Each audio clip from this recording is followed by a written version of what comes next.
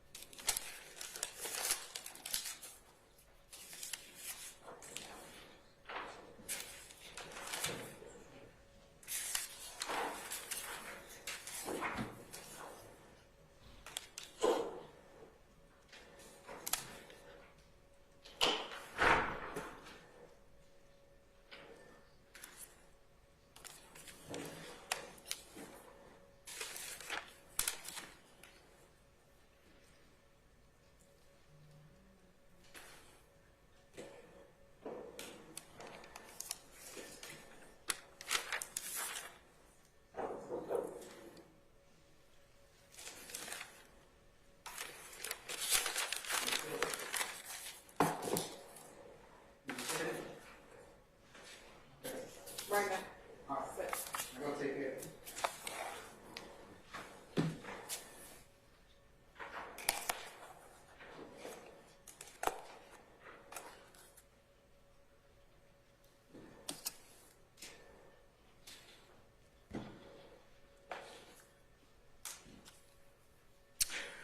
Okay. I'm going to go through it when I finish. I'm sure.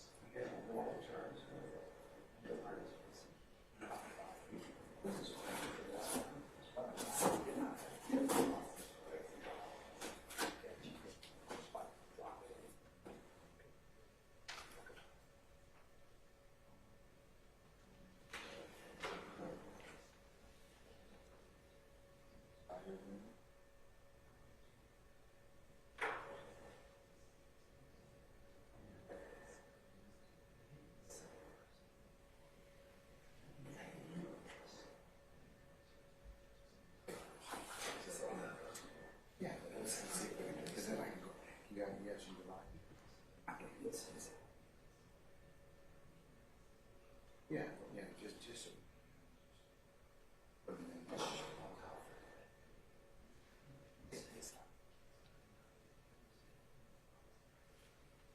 Because it's just I'll put it right back. Right now, I'll leave this one. Yeah.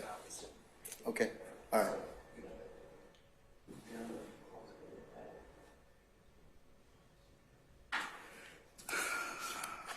Okay, folks, let me see if I can kind of pare through a little bit of our motions in limine.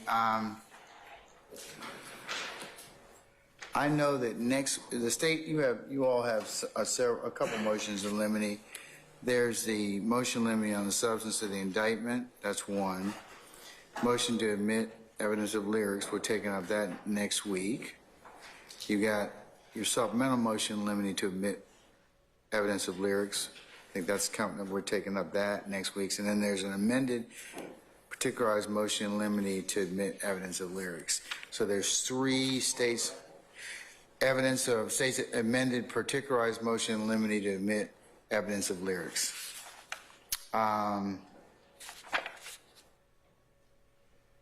Is that correct, counsels for the state? Yes, Your Honor. All right, what's the motion limiting on the substance of the indictment? Mr. Uhouse will handle it. Okay. I'm sorry, I can't. I'm sorry. Mr. Uhowski will handle. Your Honor, this is the state's motion. It really is just a restatement of. Just give 1 second. I apologize, Your Honor. Do you know what date that was filed by any chance? Yes, it was.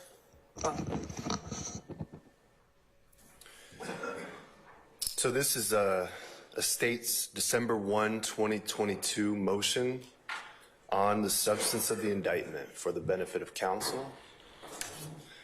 Okay. As I was stating, Your Honor, this is really just a proposition of controlling law about the indictment substance rather than the name of the counts. When it comes to a conflict, the substance controls, not the name of the count.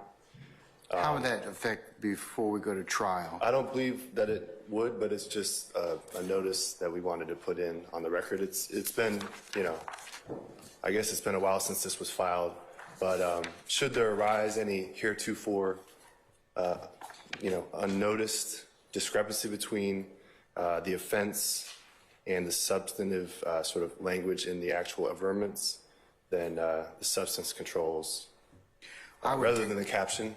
I'm just saying. I wouldn't take that up until such time as you present evidence, and then. And we wouldn't disagree with that, Your Honor. And then depending upon what evidence, that would depend on whether or not it would survive maybe a motion for a directed verdict, or what I charge the jury, if appropriate. So I don't think it's really ripe at this point in time. It would probably be something that, like I said, would be more relative, depending upon what you put in your case in chief and prove or attempt to prove. And the state doesn't disagree. Okay, all right. Defense wish to be heard on that, or do you agree with the court? Well, I agree with the court generally. I do believe that if there's a reason the state filed this in regards to any particular counts, we would like to know what they're concerned about. It's a very generalized motion, and it may not be right, but if there's something that they feel is mislabeled in the indictment, I believe we would like to know what they're referring to. I don't know if Mr. Uhelski or the state can tell you that at this point in time. Well, I mean, they don't typically file that on every case, so I'm wondering what. Wes, do we have that? And to the extent that it is particulars, I don't have the motion in front of me, so.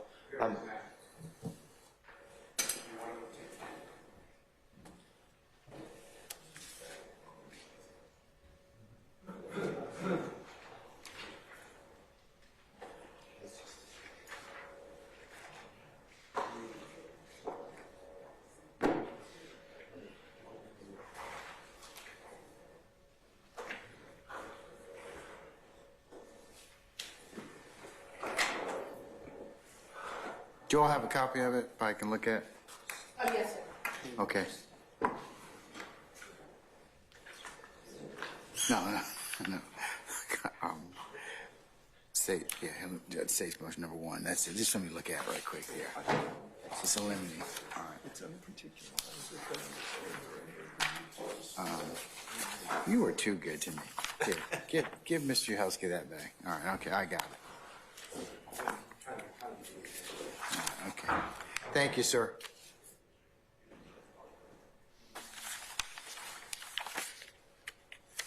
Mr. Short, I don't see anything in the motion that would indicate that it pertains to account. This is generally law that would be relative depending upon what is presented in the case. So to that extent, I'm going to view it's not ripe at this point in time. It's more applicable depending upon what's been depending on what's presented and then proven. Well, in Your Honor, I would just like to reserve the argument that it's also completely unparticularized at this point. Okay, I'll note your unparticularized objection to that, okay? Thank you. All right, thank you. Okay, anybody else? All right. You will join that unparticularized motion? Okay, all right. Move to dismiss it as moot. I mean, what's the Well, it's not ripe yet. It's not anything. It's not ripe yet. So, I mean, this may come up later, but to the extent I'm not going to dismiss at this point in time because it may be something I need to rule upon at the appropriate time. And it really wouldn't be a motion in limine. It might be subject to a directed verdict motion, or it might be subject to whatever the court charges, depending upon what is presented and proven. So, to that extent, that's my ruling on that. I'll note the objection on behalf of all the defendants. Okay, so states 2, 3, and 4 that I've covered, I will cover next week when we talk about those particular motions. All right, at state, do you have any other preliminary motions in limine? Those are the 4 ones that we found. Yes, Your Honor, we just have the state's motion addressing juror note-taking. I'll take care of that. I'm going to give the standard.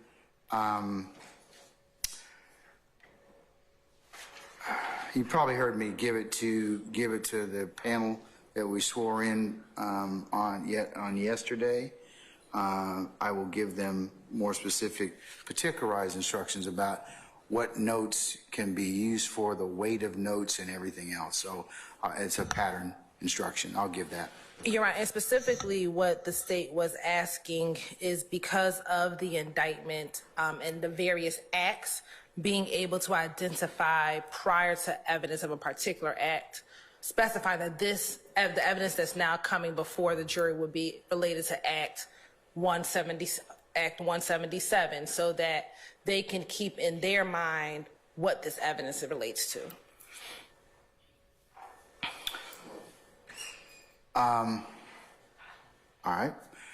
Anybody have any other conversation about that? I do, Your Honor. All right, Mr. Steele.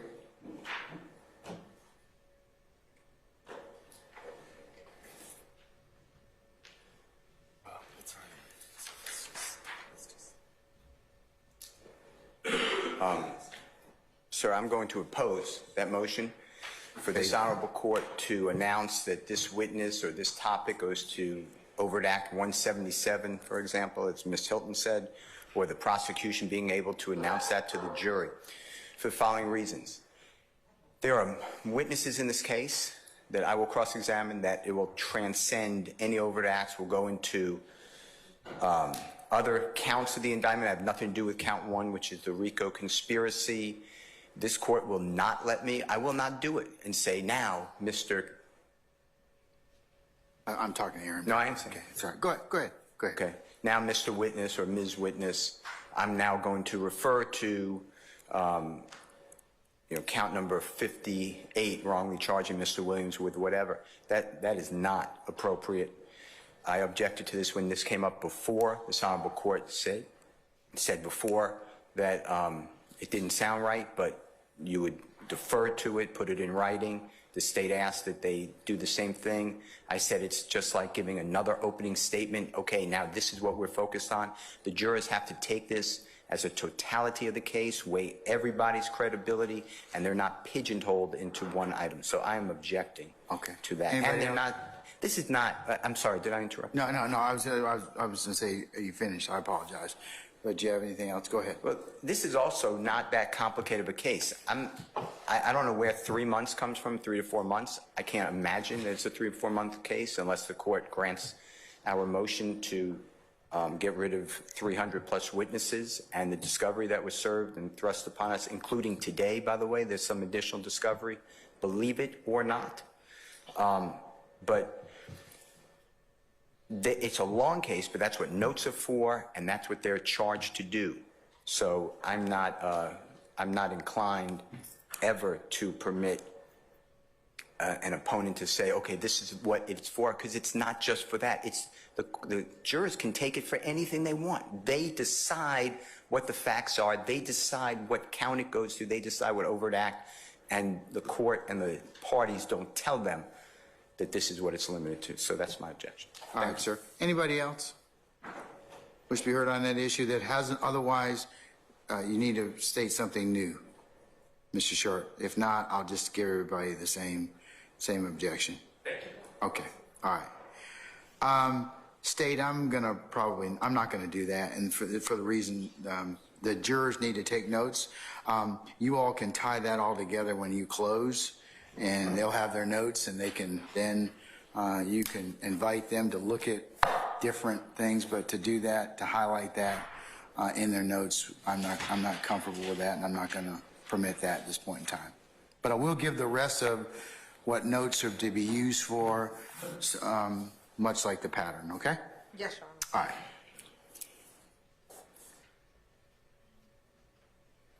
Anything else, Ms. Hilton, that you, in terms of motions and limine for the state? Yes, Your Honor. The next motion, Your Honor, is the state's motion to address defendant's presence at bench conferences during trial, which was filed on October 25th, 2022, Your Honor. We just need to know from defense counsel for bench conferences whether or not we will need to excuse the jury or if they're going to waive their client's presence while at the bench. And so we're just trying to get clarification for that from defense counsel. I thought that we handled that like the first week that we were here. I don't recall, but since we are getting to that. Counsels, do you recall us having that conversation? I remember that Mr. Harvey and Mr. Steele and others at that point in time said they would waive their client's presence at the bench. I said the opposite, actually, but you're right, we did discuss it, and I said I would not blanket waive, and Mr. Williams, more importantly, would not blanket waive his right to be present, but we'll take it up on a, issue by issue. If it's something of substance, I will tell Mr. Williams about it. That's what I will always do. However, I'm not waiving because if I forget Okay. something, but if it's if it's a lunch matter or something, you have no right to be there. I can't waive his presence. No. In terms of that, what I can do is, we did order some listening devices. I don't know if they're here as of yet, but I need to check on that. So, Aaron, do you know if they're here yet? Did we order those? Yes. Okay. Yes. All right. For trial, since now I have a good idea how many people that we have, we will have a headset where your clients will be able to listen to what happens at bench conferences. So while we're up here, they will be able to listen to our conversations, and the jurors will not be able to hear that. So we'll have those, and we'll have them outfitted before we commence trial. So to that extent, that should not pose a problem anymore. I will, however, depending upon the issue, I will reserve the right to excuse a jury. If it's going to take anything longer than something fairly innocuous, but I can't have you all up here at the bench for various reasons, but these devices will allow you to, your clients to listen to exactly what you're saying here at the bench. Okay? All right. Next. Your Honor, the next filing we had is the state's motion to limit cross-examination to relevant topics, Your Honor. We filed that on December 1st, 2022. And specifically, Your Honor, we have a few witnesses, for example, James Bierney, our cell phone expert that did multiple things in this trial. He evaluated phones in several of our cases. And what the state's request is when Mr. Bierney comes up for the first time, say, for example, he did the phone records in the Donovan Thomas homicide, that he'll be able to be cross-examined to the Donovan Thomas murder because the other information will not be before the jury. When he comes up the second time, for example, in the Shamil Drinks homicide, then he'll be able to be cross-examined on anything he has previously testified to. So the state's request, and we have the particular witnesses that this would apply to, and we can provide that list. There's not a lot. It's mostly our cell phone expert and our gang experts that we believe that this will be relevant to, but just to limit cross-examination for the relevant portions that that person has testified to at the time that they testified, Your Honor.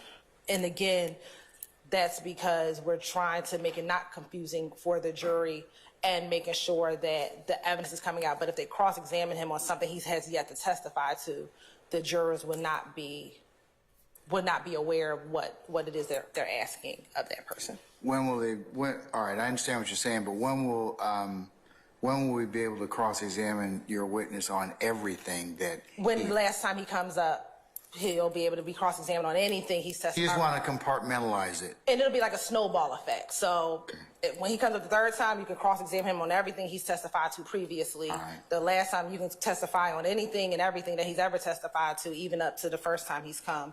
But just so it's more of a snowball effect. Okay, all right, Mr. Sharp? How are we, and I'm just speaking for myself, I'm not agreeing to this. I'm just speaking for Mr. Stillwell, and I'm not agreeing to this, but how would we know how many times the expert is going to testify? For instance, if Just told you, I think 3 times he's going to testify. Well, I For mean- three separate instances, so. Okay. So yes, he'll testify 3 separate times for 3 particularized incidences. And what they're saying is just to keep things kind of clear, they will say, okay, for this instance, cross-examine him on this. For the second instance, cross-examine him on that. And for the third instance, after he testifies, you can cross-examine him on everything that he's testified to. Just so the jury doesn't kind of start looking at, well, what are you talking about? No, I completely understand their proposal.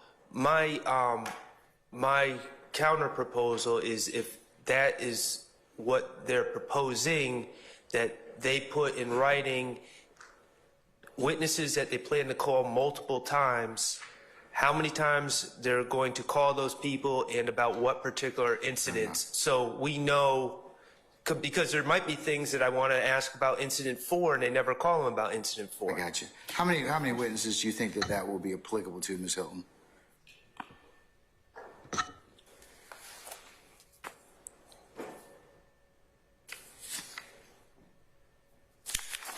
6. 6 witnesses? Yes, Your Honor. And All right, can we put those in writing, please, so we know who we're going to go ahead and that'll be subject to? If you could kind of just, if you could have that done by, say, next Friday, yes, Your Honor. put that in a proposed order for me. I can go ahead and then make a finalized ruling on that. I understand what you're saying. So And Your Honor, I said I want to look at it. I said 6, but there might be a few firearms. We're going to go back and check. So we think maybe 1 or 2 of our firearms people may have testified in, may have tested evidence in multiple cases. But I know 6 for sure, and there might be a few firearms, but we'll put all of them in a list and the amount of time or the cases that they show up in, so that everyone can know what cases they are a part of. All right. On behalf of Mr. Nichols, I'm going to object to the procedure, period. You've got a right to a thorough and consistent I know you do. examination. I know you do. And they put up a witness. But Mr. Harvey, I get a chance to. I have the, as you well know, during case law, that I have the right to control the method and manner of examination. So I think it's a prudent manner of examination. You're going to be able to examine that witness fully But just to keep things kind of simple or compartmentalized for the time being, not saying you can't have a thorough and sifting cross-examination, just to keep things kind of straight for our jury. I understand that, but I understand you have that discretion. I do. I also think that that gives an opportunity to the state to compartmentalize their evidence like that. And Mr. Nichols has a constitutional right, as opposed to a statutory right, to that kind of cross-examination. And he has got a constitutional right to confusion. I don't have to agree. Okay. I don't have to agree that they get to present their evidence compartmentalized like that. I insist on his right to confusion. Okay. Thank you, sir. All right. In Your Honor, I assume that this written proposal by the state would be binding on the state, meaning if they say they're going to call this person 6 times, they absolutely have to call them 6 times, and they can't sir. change their mind midstream. That would be correct. Okay. And we will let defense counsel know this is the last time, or that this is the final time that Okay. we're calling that person, so they can cross them on any topic. There's only 6 witnesses that this pertains to? Maybe more, depending on the firearms, but 6 definite. But we have some firearms that we need to solidify. Let's get a solid list We together will. so I can make a ruling on this. Yes. Mr. Steele, anything else? Yeah, thank you. I'll adopt the objections as well. But, Your Honor, I don't know who the witnesses are, so before the Honorable Court asks for a proposed order, I would ask that there be a supplement to this motion. And the one person I heard so far is cell phone expert Mr. Bierney? Barney. So let me just give you some information you may not have. So this is an FBI cell phone cell site, historic cell site supposed expert. And he looks at the January 10th cell phone records for certain parties.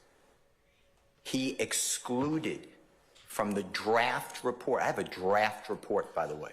I don't even have a final report. He excluded certain cell phone records that we have for that day. He then looks at the March 2022 shooting involving Mr. Drinks. He doesn't exclude any of the cell phone records he gets on that date. What this Honorable Court would be doing, I am not planning to break up a cross-examination. We have them one time. I'm just like Mr. Harvey. I'm not talking about confusion. I'm talking about getting it right. I'm going to ask him, now you did this other analysis, and in the other analysis, you had these same cell phone records. This is the entire global of cell phone records. But in Donovan Thomas, you did not analyze these. I want you to explain to the jurors who told you not to, why you didn't do it, and why did you not put Jeffrey Williams' information in there. If you limit that, I can't do that. That is not right to Mr. Williams. I see what you're saying. Okay. Thank you. All right.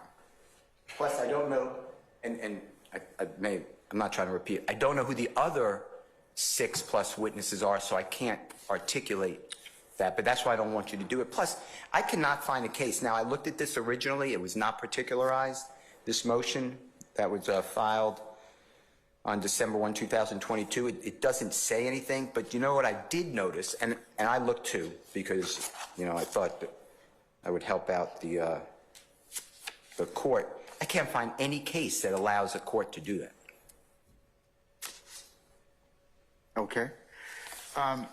Ms. Hilton and Mr. Uhelski, I'll take that under advisement. You can kind of supplement for me. I now see the challenges the defense it may have, and it may pose some problems, your suggestion. So, let me think on it a little bit longer, but, you may just have to, like I said, there are some things you'd like to make as simple as possible. You can some, You're just going to have to examine that particular individual as to that. And if they need to be recalled, then we'll recall them. But, or you may just have to kind of, unfortunately, they may just have to kind of just come and testify about multiple things, and we'll just do the best we can with that. Thank you, Your Honor. We'll supplement it, and then we'll wait for You can supplement, and then I'll make a ruling on it. Okay. Thank When you, do you Your all think you can make a supplementation on that? We can definitely have it by next Wednesday, Your Honor. Okay, that's the 8th. Yes. Okay, and then I'll take it.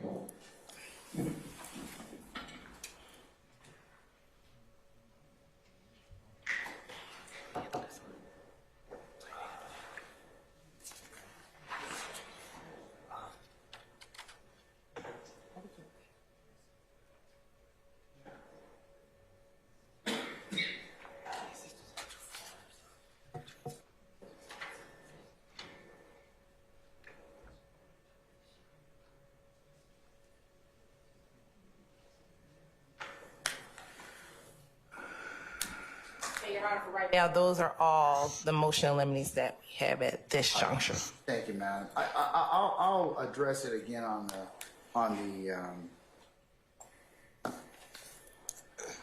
9th, when you all have some of your other examiners here. Okay. I'll have the motion at that point in time, so. And Your Honor, just for the record, while it's fresh in my mind and while we're on this subject, I want to make it clear on behalf of Mr. Stillwell that my request for the state to identify the witnesses and place them in the order that they plan to call them is not Mr. Stillwell waiving any objection to the proposal or acquiescing to any proposal. As such, we join Mr. Steele and Mr. Harvey's objections to the proposal.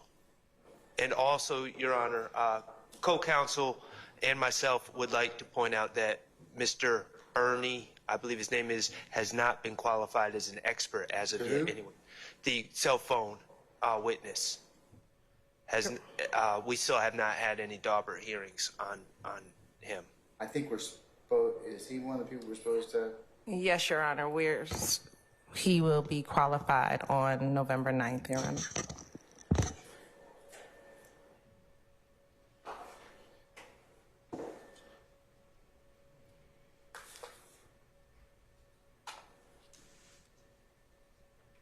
Hold on one second. All right, I got you, Mr.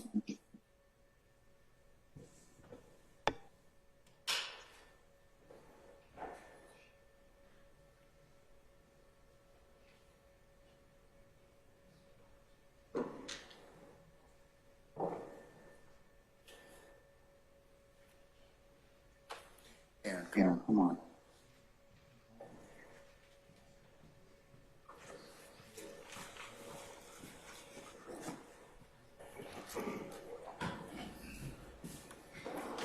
A couple things. Oh, okay. Can we get rid of this stuff here?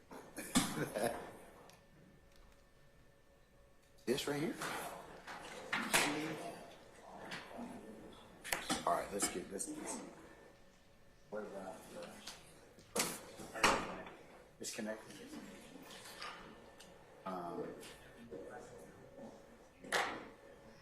Okay, the other thing I was going to ask you is, so you got a wireless one? Okay, all right, we can go ahead and swap that out. And then the other thing is, the mouse, it won't go from like left to right. I got to move it all the way through this way, like that way to bring it back. Did you? Okay. All right. How long will it take you? How long will it take you? Yeah. Okay. I tell you what.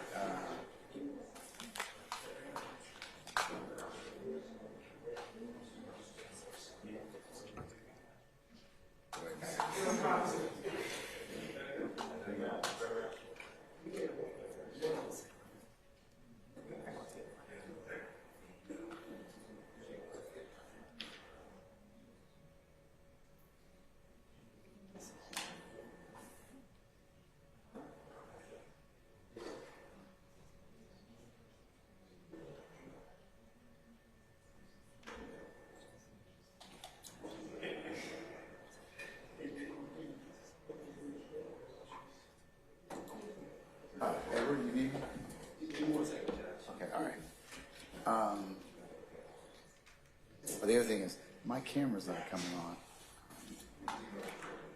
Not that I need it.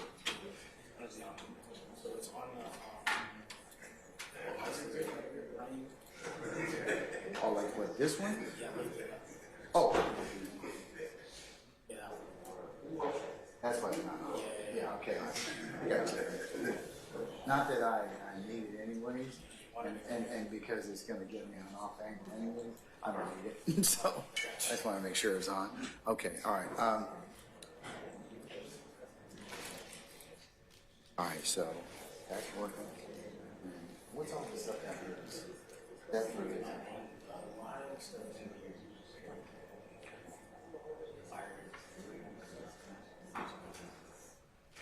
I got you. Okay, all right. Okay, all right.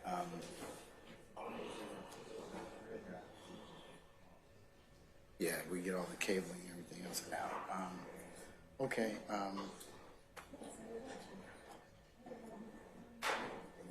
I tell you what then.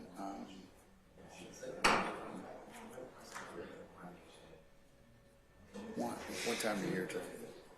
Okay. Let me call you when I'm finished with these folks, and then have you come back. You can go ahead. We can change this around, and you can then hook up that. The wireless mouse. Yeah, the wireless mouse. You got it. Okay. Wireless mouse and the keyboard. Cool. Gotcha. Okay. All right. No problem. Thanks, Aaron. Thanks, Aaron. Appreciate it. Oh, and that other thing. We need to go ahead and set up those and test them, so we can go and we can do a dry run one day while we're in here just to make sure they work. We'll be back in court on Monday. Monday the 6th. Yeah. Just let's just bring them down and just test them out, so that we can go ahead and then we give everybody an orientation on how they work too. Yeah. All right. Okay. All right.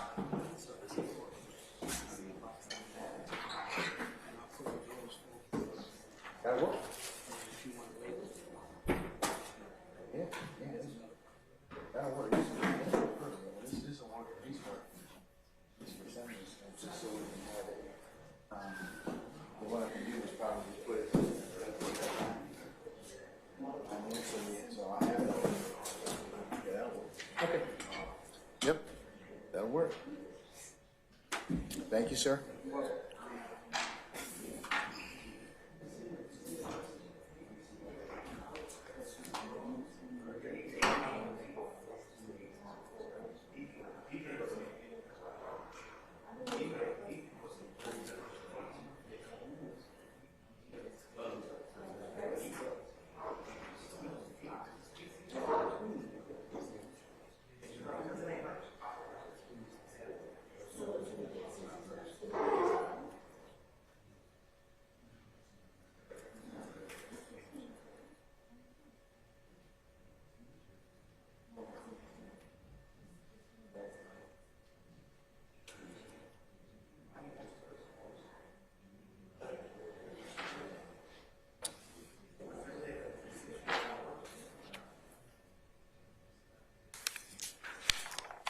Okay, moving on to some other motions in limine. Mr. Kendrick, or Mr. Weinstein, you have a motion in limine. Yes, Your Honor, on the lyrics. Okay, hold on one sec. Let's see.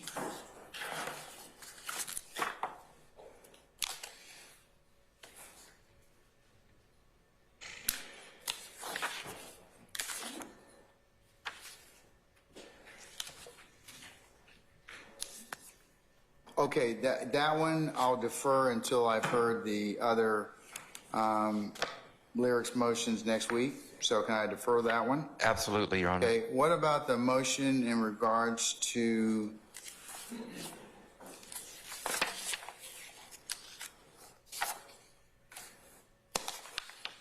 claims of fear?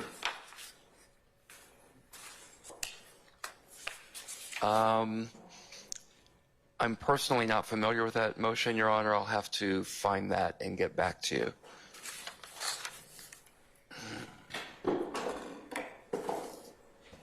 if that's okay with the court. Yes, sir. Thank you.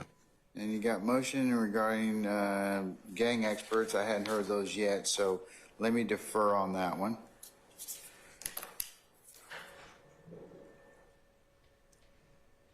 And then, did I rule on your motion for mind reading already? No, Mr. Harvey. What am I thinking? What am I thinking? That's right. That's right. All right, so, to the extent that, Amazing Karnak, I remember that. We're dating ourselves, Your Honor. Yes, you are. Yeah, thank you.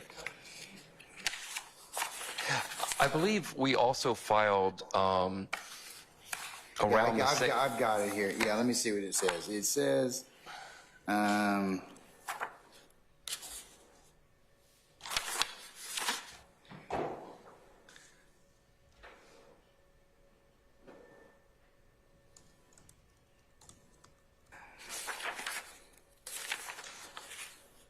yeah, I think that this was probably fairly contained within the examination of Investigator Viverito. So to the extent that it's already been dealt with, I'm going to deny it. All right, thank you, Your Honor. Okay, all right, but I think it's been dealt with already. The mind reading, yeah, so we'll deny that one. I knew that was going to happen. Yeah, I bet you did. Thank too. you, All right. Mr. Harvey, for your support. Okay, that's right.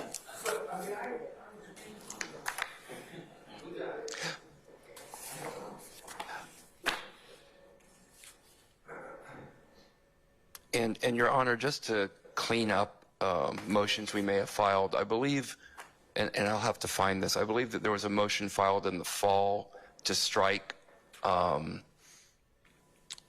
certain overt acts in the indictment relating to the lyrics, but I believe that motion may be moot now as the indictment has already been read to the jurors. We can withdraw that motion. I'll see if I can find it to let you know what particular motion that All right, was. sir, that would be fine. Okay. Thank you. Okay.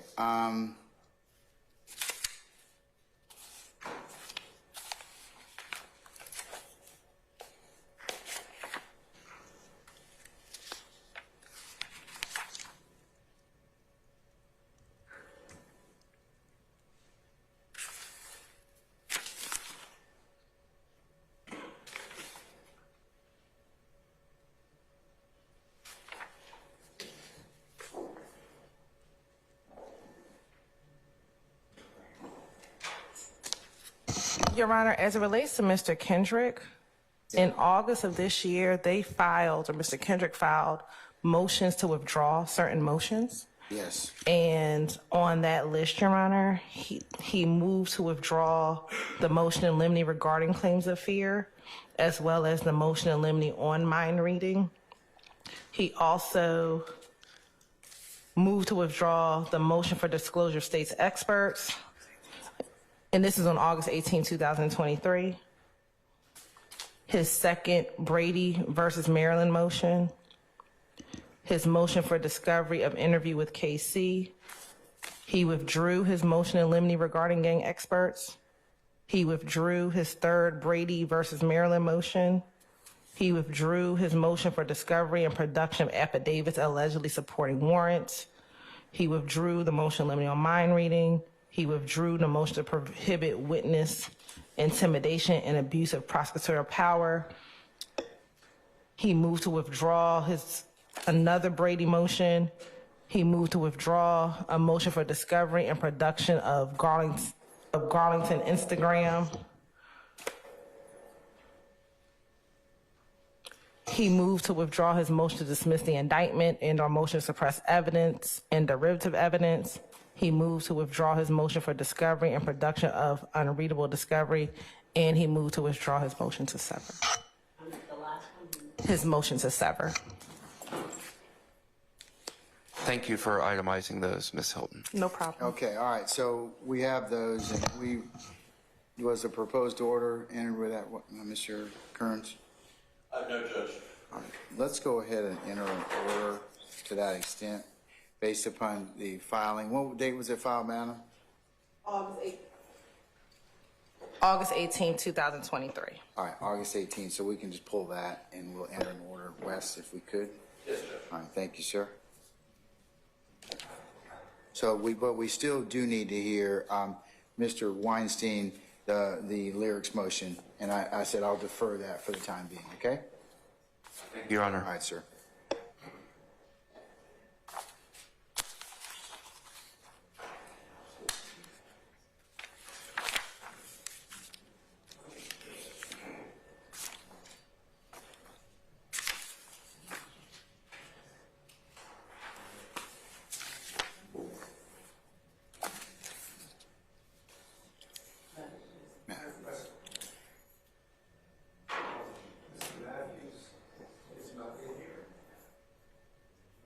Where did he go? Did he just leave or what?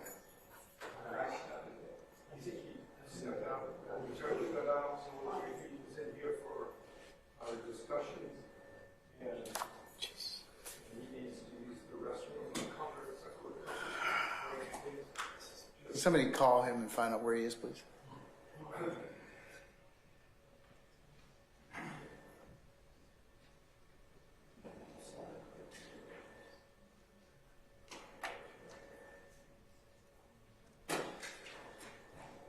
Mr. Matthews, where you been? You may.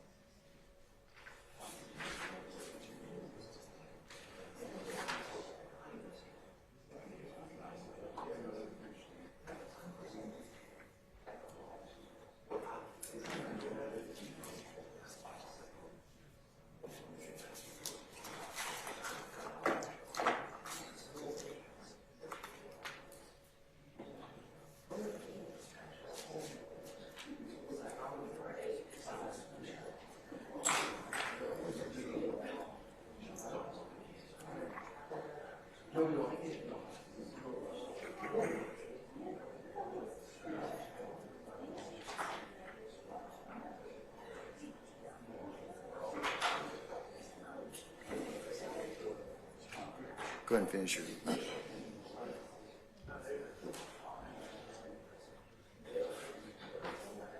Folks, we're going to just recess for about 5 minutes, okay? All right. You're welcome.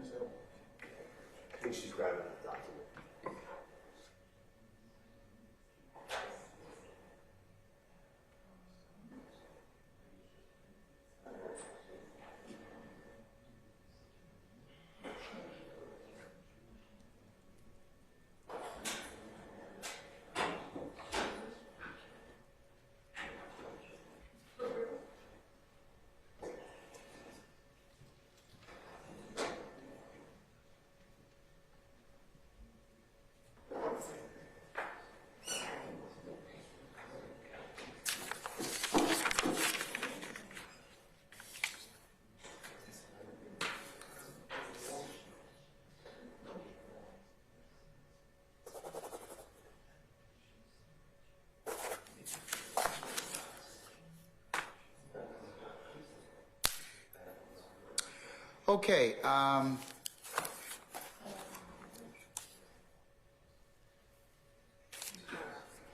Mr. Harvey, I think that, and considering your client, Mr. Nichols, you have a few motions in limine.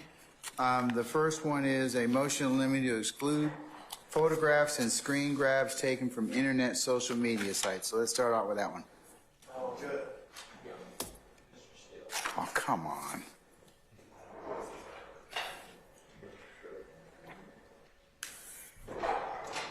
Mr. Nichols, can you be in charge of turning this microphone on? Please really bad. Thank you. Yeah, I can't hear you. Turn your microphone on, will you? I've seen him reach over and do it a few times for you, so.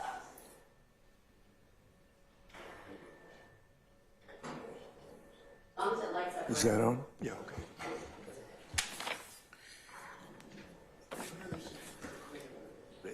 It's counterintuitive. It Yes. really is. That's- Or they should, or maybe they could turn them to green.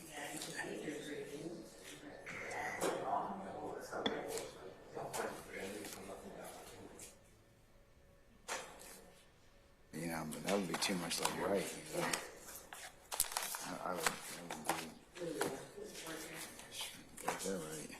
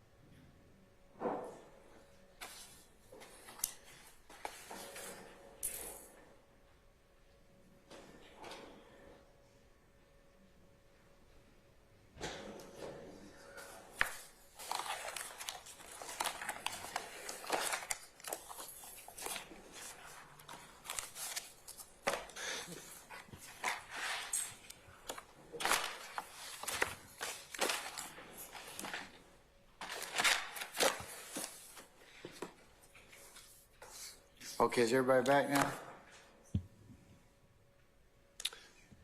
All right. Now, Mr. Harvey, I think the first motion that you have on behalf of your client in terms of motions in limine is a motion to exclude photographs and screen grabs taken from internet social media sites. And Judge, with the court's indulgence, can I remain seated? Yes, you may, first? sir. And secondly, we were served today with additional social media photographs and other materials. Can I ask the court's indulgence to defer that, and I can try to provide you with some written response to both the service of additional discovery today, which I think dovetails into the Mr. Steele's remedies motion, and some additional particularization with regard to our response to the additional social media that we received today.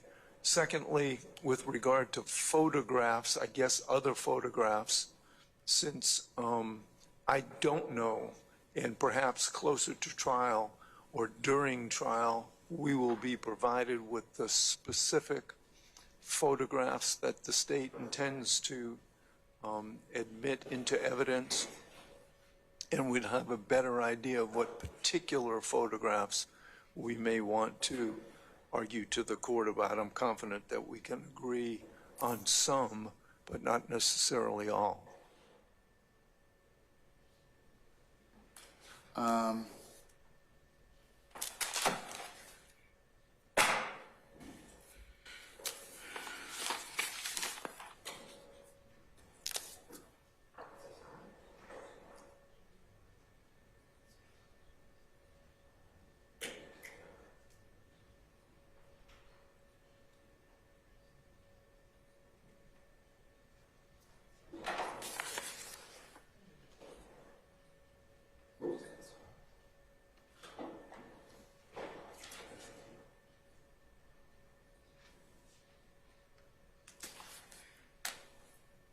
All right, Mr. Harvey, what I'll do is I'll defer that until the 20th of November.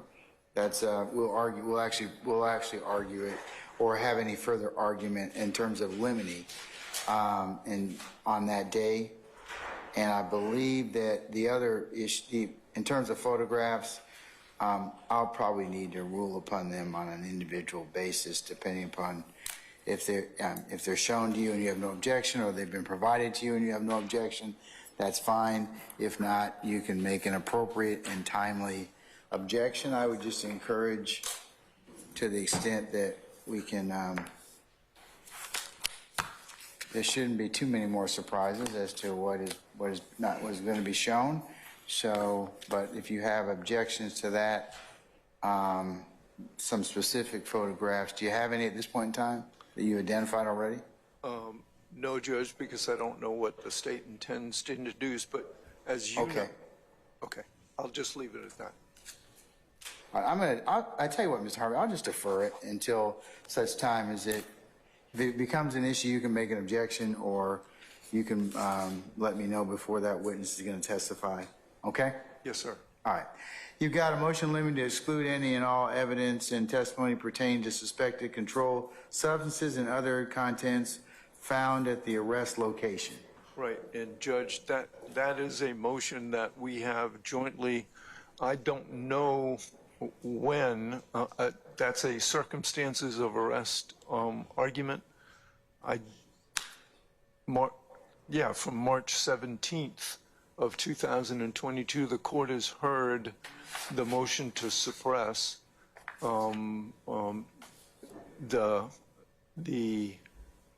what was seized that day already, and we had reserved the motions in limine with regard to the circumstances, other items that are uncharged in this current indictment.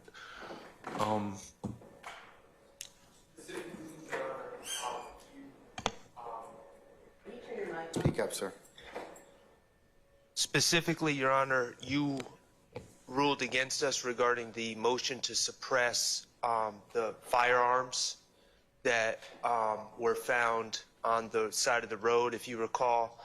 But during that arrest, there was I think a pill or two seized from Mr. Stillwell's person, and also a backpack that was located at the scene that had some alleged narcotics in it, and perhaps also things found on Mr. Nichols' person. I'm not sure about that, but those are not charged in the indictment. None of those narcotics are charged in the indictment. You've already ruled on Mr. Steele's motion, which we all joined, about the inadmissibility of any discussion about the situation with the goat happening in the backyard at that time, and we feel that any narcotics that are not charged in this case are similarly completely irrelevant and don't have any probative value in this case, and are obviously prejudicial. So that's the substance of that motion. I don't know if Mr. Let me find out if the state's going to even tender anything such as that. So. Yes, it's our intention to. You Yes, it is our intention to. And so at the appropriate time, Your Honor, we're ready for argument on that particular part of the motion. I know, similar to what defense counsel said, the court was going to set a date for us to hear the intrinsic portion of that motion, Your Honor. Okay. Mr. Harvey is telling me that his belief is it has been scheduled for the 20th, or to request the 20th. Just like the motion, just put off till the 20th. Can we do that one on the 20th? Well, in terms of that one, the first one, Mr. Harvey, and just to be specific, that's the motion eliminate to exclude photographs, screen grabs, and other. Yes, that's correct. I don't feel like probably, unless you've got some specific ones you want to take up, I don't really need to take that up until such time as the state, because you told me you don't know what the state's going to present. So that's correct. I'll defer ruling on that till that such time as the state attempts to, or you see the particular alleged photograph, screen grab, or social media picture, and you want me to take it up at that point in time. All right. The one that you just mentioned that we have jointly. And that is the motion to exclude any and all evidence pertains to suspected controlled substances. Yes, that's correct. I would ask the court so that we can be fully prepared to argue that one, to defer that to the 20th. All right. Has the state tested that particular Yes. controlled substance that supposedly was on the individuals at that point in time? Yes. You have? Okay. Yes. All right.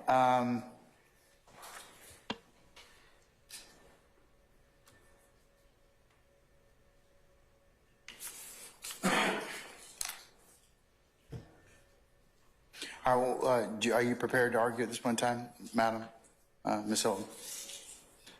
As to why that would be, they're saying, I would ask me to exclude it, you're saying it's admissible, so tell me why. Your Honor, we could be ready, we would ask for a special hearing date, but we would tell you that it's intrinsic evidence. I mean, it's intrinsic to this case, and so we can provide more case law, but we would like to have the appropriate hearing. Yeah, just why I asked to defer to the 20th.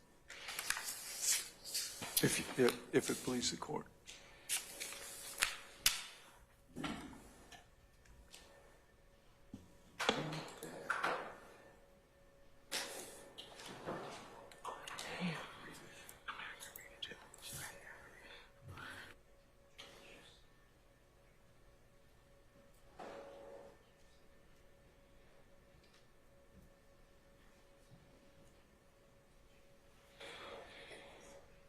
I thought you all were going to argue that as part of the motion on the 7th of November. The intrinsic, you have other acts, 418 intrinsic motions, supplement. We can argue it then as well, Your Honor. Why don't we put That's that fine. on for that date? That's fine. That's fine. Thank you, Your Honor. The 7th, yes. Yes, that's next Tuesday. We do have other acts motions on that day.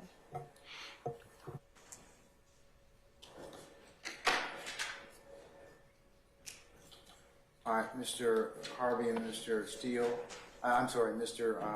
Sharp, we'll go ahead and cover that on the 7th. All right? Okay.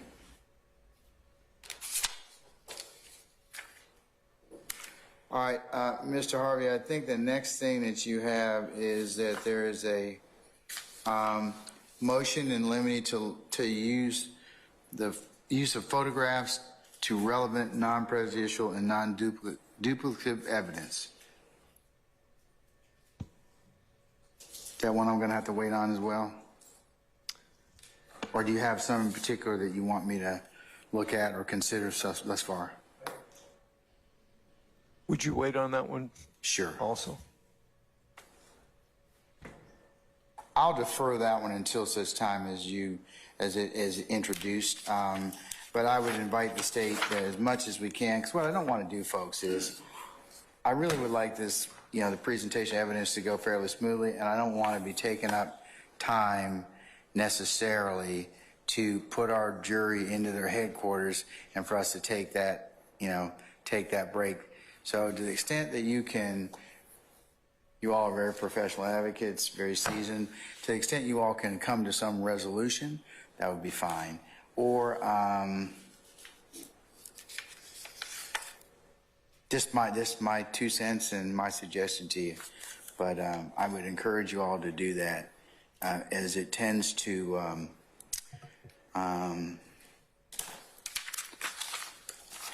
raise the irritation and ire of our jurors from my historical experience. Yes, Your Honor, when we identify the autopsy, I think those are particular to the autopsy photos, and I imagine that being the Shamel Drinks homicide case, we will select those, and then we will provide or show the ones that we intend to introduce. Or they can be taken up the day before, and I can rule upon them accordingly. If you have a few of those you'd like me to consider, I can rule upon those. Definitely, Your Honor. Okay. And either way, Judge, that's Say again, sir, I'm sorry. I said either way, that's fine. I understood that was the procedure we were going to go forward using with regard to those photographs. Okay, sir. All right, you also have a motion limiting to request a James hearing pursuant to OCGA 24-8-801D2E to determine if co-defendant statements are considered hearsay. And I think do we have that scheduled already? Yes, Your Honor, that's on Monday. Yeah, that's on Monday. So we'll take that up on the 6th. All right? That's what I understood. Okay. All right, and then finally, there's a motion limiting to suppress evidence unlawfully seized from a co-defendant. That would be everything. Case, Judge, yes. Suppress it all. Okay. Now, let me see if we have anything to particularize on that. It may just be that we would withdraw that one. Okay, sir. Could you let me know that on Monday? Yes, sir. All right, that would be great. Thank you.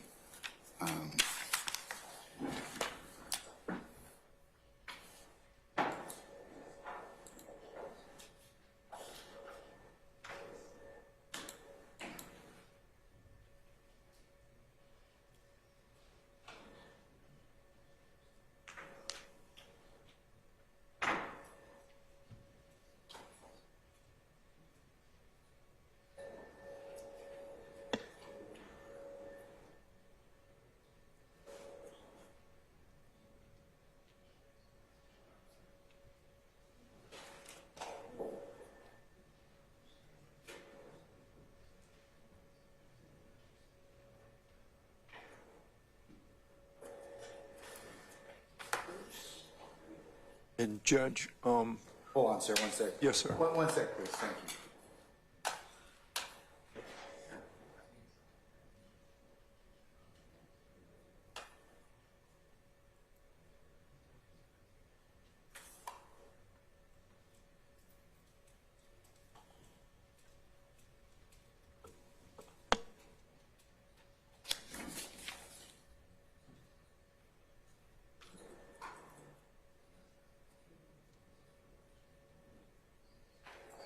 Okay, Mr. Harvey, was there anything else? I don't have anything else noted for you, but if I missed anything in terms of motions limiting for Mr. No, sir. I don't think with Mr. regard Nichols? to motions in limine, I want to remind the court that we have the Second Amendment and Georgia constitutional and statutory arguments on November 15th. Yes, sir. We still have outstanding 2 of the motions to suppress and the continuations of the motions to suppress on the cell phone warrant and the 2 underlying prior convictions of Mr. Nichols. So those are still outstanding. We started one, we didn't finish, but I want to remind the court that those are still outstanding. Ms. Hilton?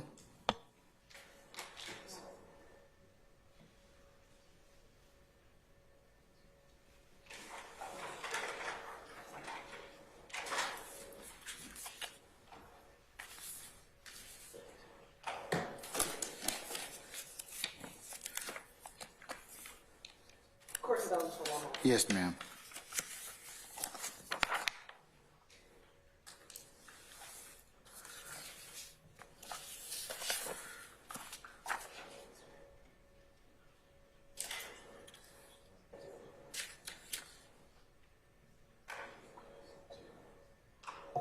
Your Honor, as it relates to the cell phone warrant that we were in the middle of, after the particularized motion, we were filing a response. That response, I know you said that all motions are today. We would just ask that we can have until Monday to file that, and then we'll be ready to finish that motion next week, sometime next week. We just need to put the response on paper. But we will be ready to argue it next week to finish that motion to suppress. And the other 2 motions, I just need clarification for the 2 prior conviction motions that Mr. Harvey just mentioned. Was that a part of your consolidated motions? Yes, and if you recall, we had requested the body cams, we had requested specific information that we that we believed or was available to the state. The state agreed to look for that and to provide that and has provided some, but those are still substantive motions to suppress that we still have not had hearings on. Yes, Your Honor, so we would just need a date so we can subpoena witnesses, Your Honor.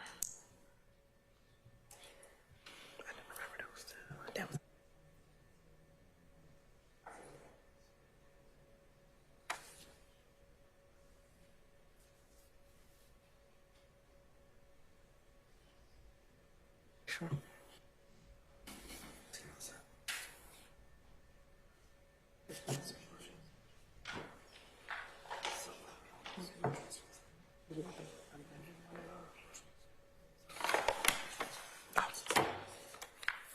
We'll sort it out.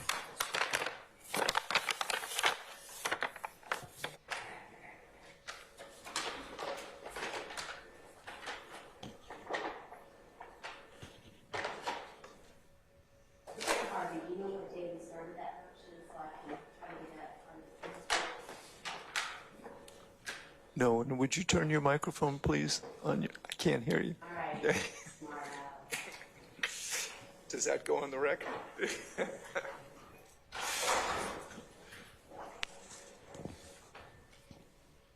No, I'm sorry, I don't. I can check, though.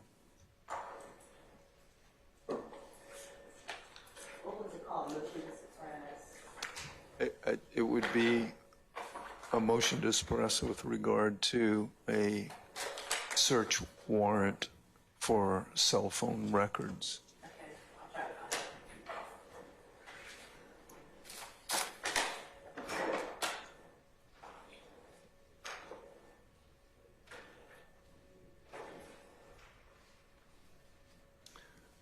I bet you can find it with the search term judicial notice.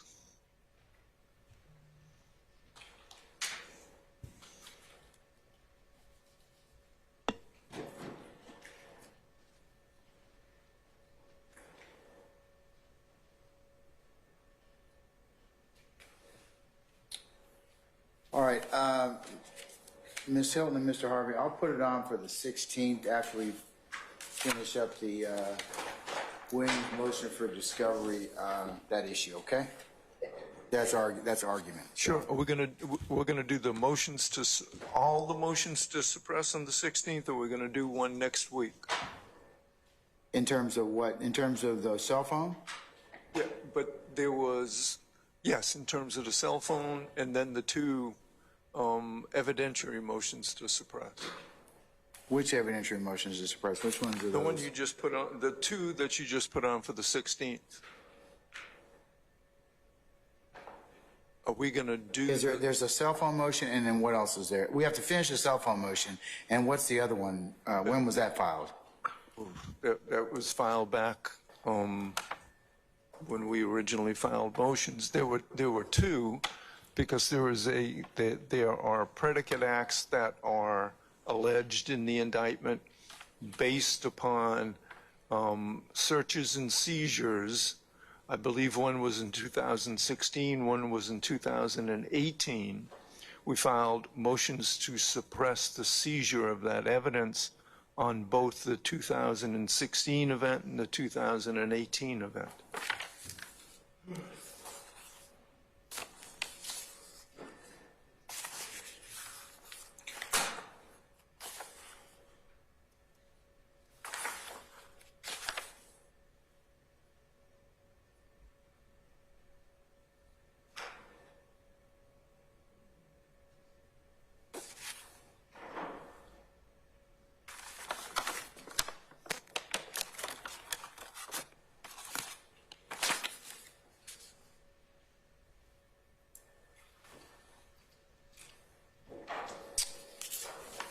This is it right here.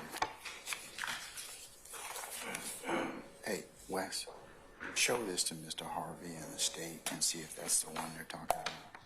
Mr. Harvey, Mr. Kern's going to show you, and you and Ms. Hilton, your filing. I know which one it is, but I just so I can correctly cover it for the record. Is that the one you're talking about?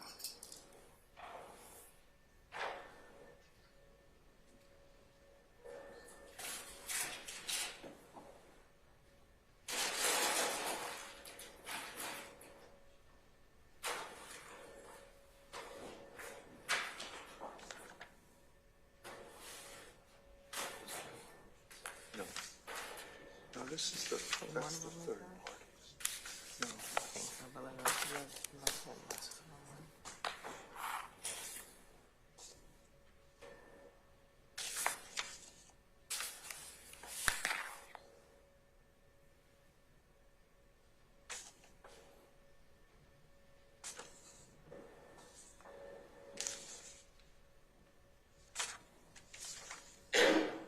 No, Judge, that was the third-party one that I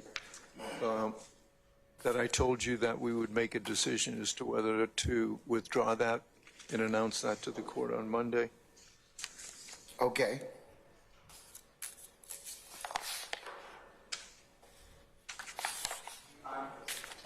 While you're doing that, can I just run almost to the bathroom, but I'll be right back in about a minute. Okay. I apologize. That makes sense. Thank you.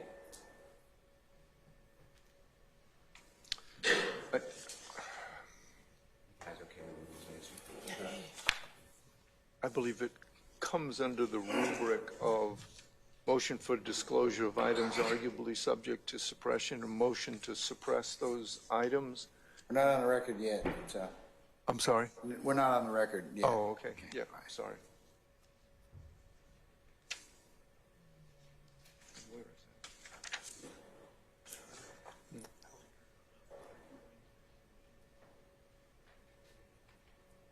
Yeah, it's yeah, it's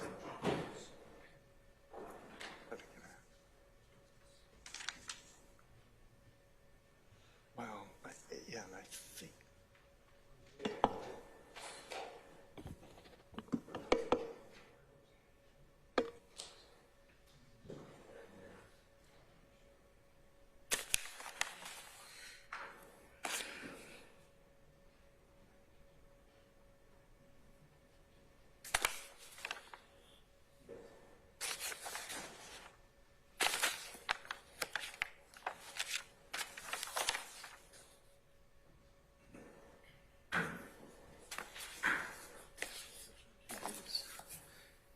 This motion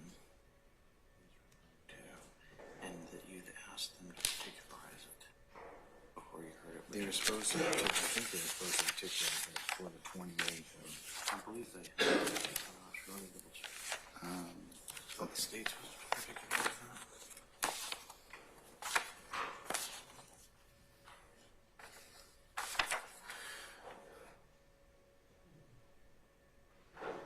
wait a minute. Oh, we haven't done anything on that, I don't think.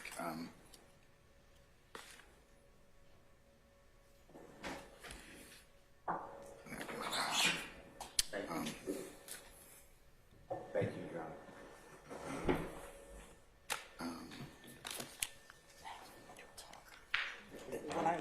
Because it's, is that unopened? You already, it's already used, right?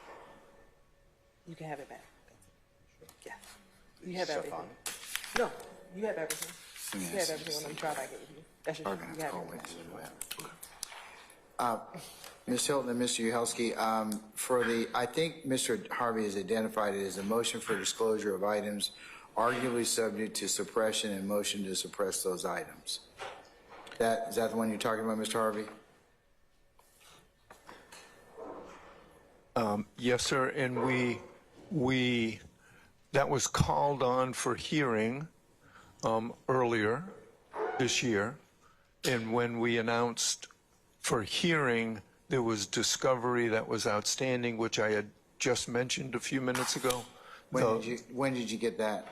I'm sorry, I don't know when we got it, but we were advised that some of that is simply not available anymore, but we did get body cam footage for, I believe, the 2018 event, but it came on for a hearing. I said we didn't have discovery. We made the request. The state has subsequently responded and provided what discovery they say they have with regard to that, so it's ripe. Those are ripe to be put on for hearing again. So we actually started those. All right. Do you know how many witnesses you'll need for that, madam? How many witnesses you'll need for that?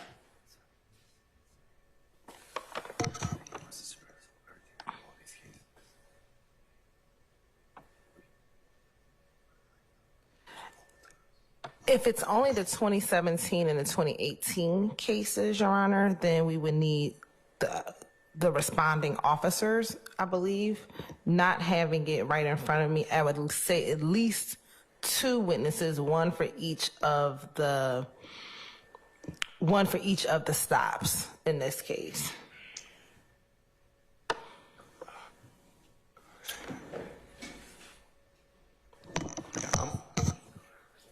I'm unaware of any other incidents that may be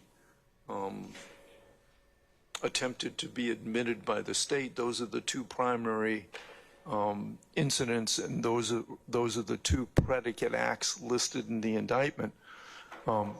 So we're ready to go. We would be ready to go forward on those at the courts when the court schedules those. I'm unsure. Listen, honestly, it may be more. They may need more than 2 witnesses.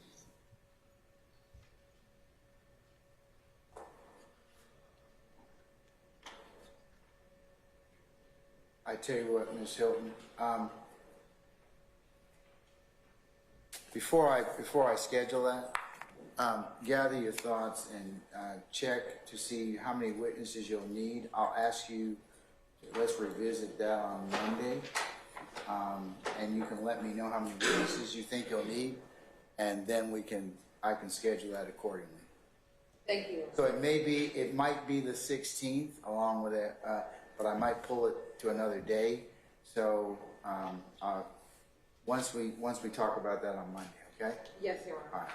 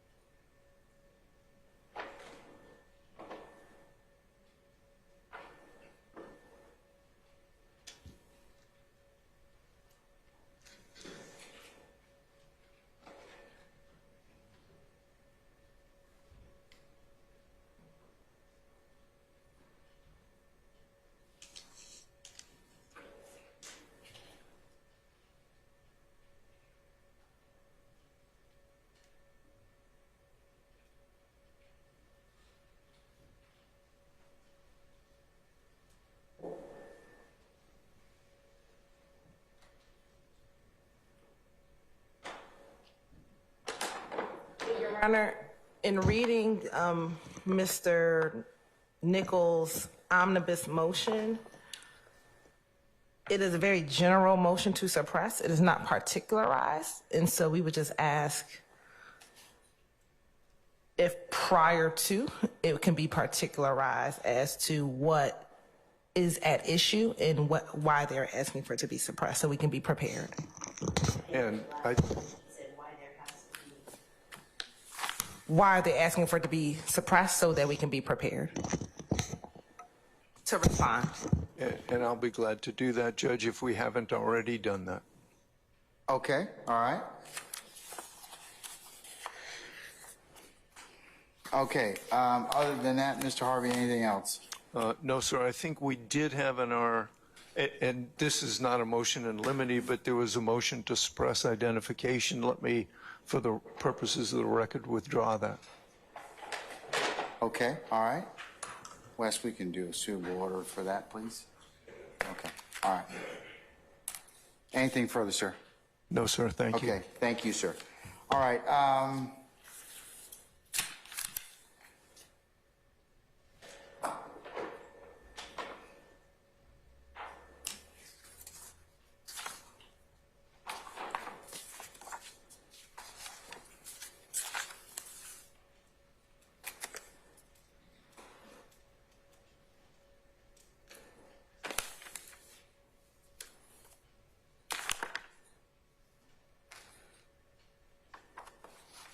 okay, Mr. Shart, I think you have Mr. Stillwell's motion in limine re inadmissible hearsay.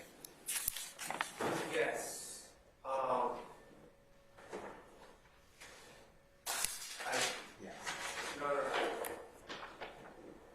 do have that motion, and I believe that the motion that you're looking at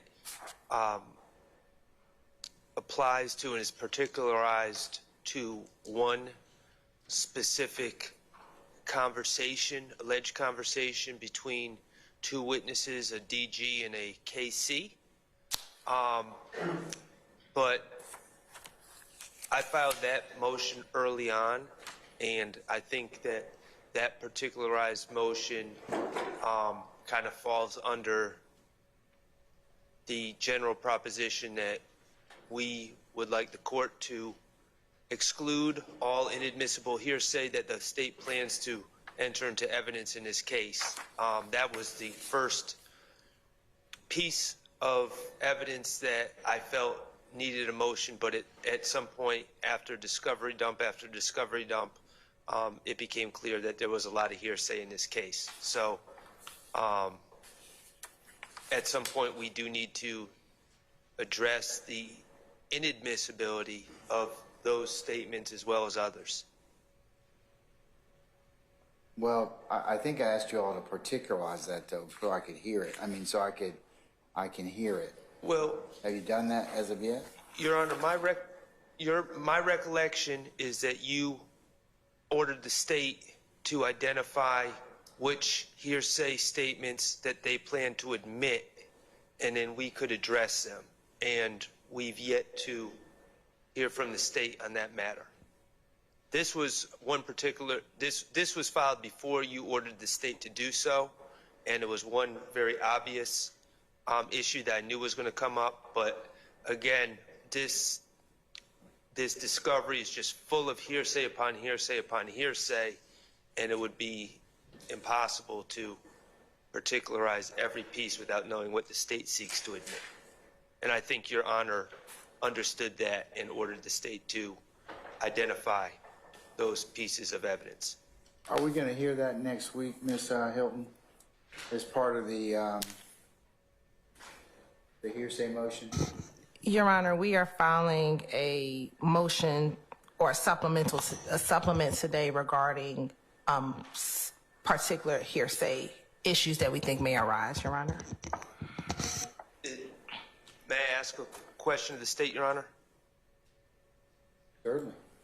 That filing that's apparently coming later today, is that the exhaustive list of all the potential hearsay or potential hearsay that you plan to admit? I can't say it'll be exhaustive, Your Honor, but it'll be surely the ones that we have identified. I mean, things may come up and we don't know, so I can't say it's exhaustive, but it'll be what we can identify at this moment that we intend to introduce. And we also have already filed a residual hearsay motion, which we'll be hearing next week, Your Honor. That hearsay motion, I think, is going to be heard on Yes, Your Honor. Okay, so for Monday, we were just dealing with that specific residual hearsay motion and not all the hearsay in the Now, it case? looks like they got motion in co-conspirator statements and notice of hearsay, 803-6 and 24-902-11. They got residual hearsay for that. But does that motion? I apologize, Your Honor. I'm not looking at it. Does that motion doesn't identify the statements? What they're telling me is, I guess on Monday, they're going to file something today because today's the last day that I'm giving everybody to kind of file any other filings. Right. So that we can wrap up the universe of stuff that we have. So they're going to, I think they should be filing that today. So you should have it over the weekend. And it's the court's intention to to argue all those statements on Monday. It depends on how many they give. Okay. I don't know. I got I understand. Got to determine what they give you first. Okay? Yes, sir. All right.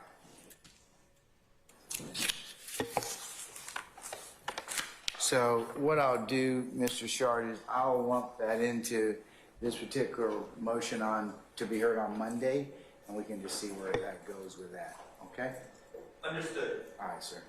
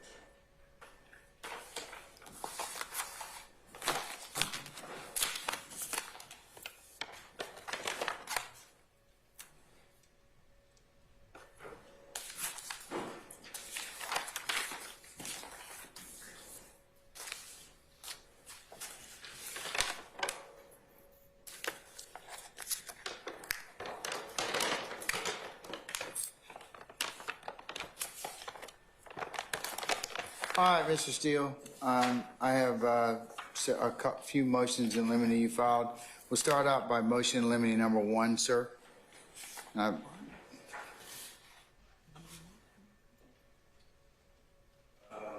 Honor, we've done.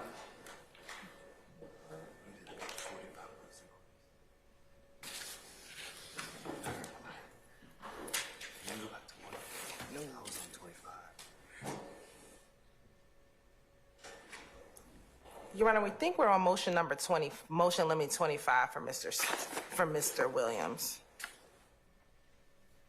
Let me check right quick. I think we handled.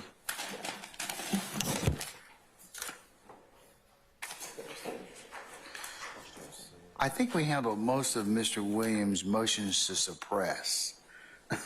No, Your Honor, I believe we handled a number of his motions in limine. We have? Okay, all right. Well, But look, I'm gonna, let me just check right quick, okay?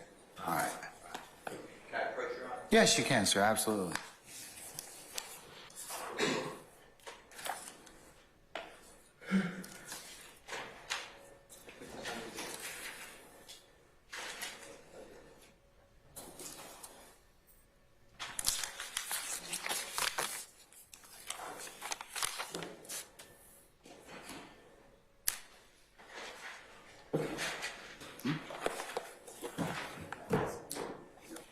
I have a list, yeah, but I.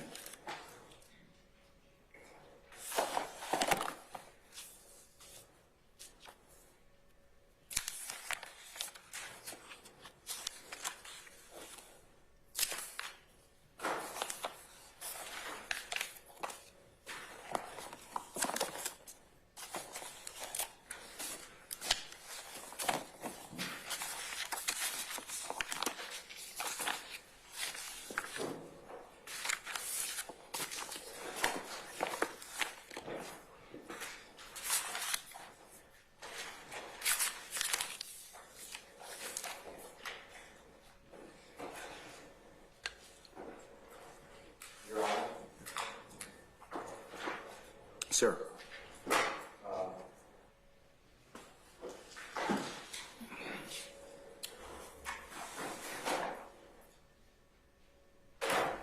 Motion limiting number 1. Yes, sir.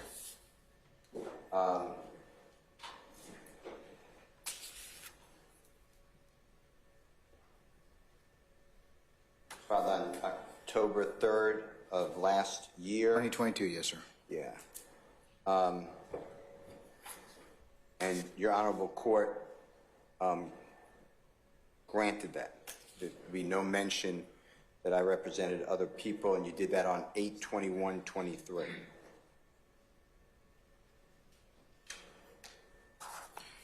Did you present us an order to that effect, sir? Yes. I sent Okay. the court a lot of proposed orders. All right, but I Wes, do didn't we see have it. that? Mr. Steele, to the extent that we can you send us an order Yeah. on that, please, sir? I do remember the. And I could resend all the orders if that helps the court.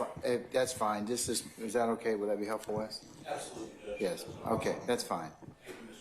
Okay, Your Honor, if we may, sir. I don't recall that motion being granted. It was my recollection, and my records reflect that it was denied rather than granted. I have granted on my list. I granted that motion, Mr. Yahowski, at this point. It's not relevant at this point. Correct, Your Honor. I don't think that you granted its entirety because we were going to potentially have to produce more evidence as to when it may become relevant. So when you say it was granted, it would mean that we'd be precluded from speaking about it. But I believe if it became relevant, then you would have addressed it. Is this my recollection of your Honor's ruling? Have you got any other evidence that you are going to introduce for that particular issue that I need to consider? Yes. All right, and what is that, madam? Your Honor, we have a number of recordings, jail recordings, in which I believe Mr. Stillwell, prior to his current representation, was seeking representation from Mr. Steele and trying to get Mr. Williams to pay for Mr. Steele to represent him. We believe that will become relevant in this particular case. Yes. I think Ms. Viverito mentioned something about that as well, Mr. Steele. So to that extent, I may need to hear some more testimony on that issue, but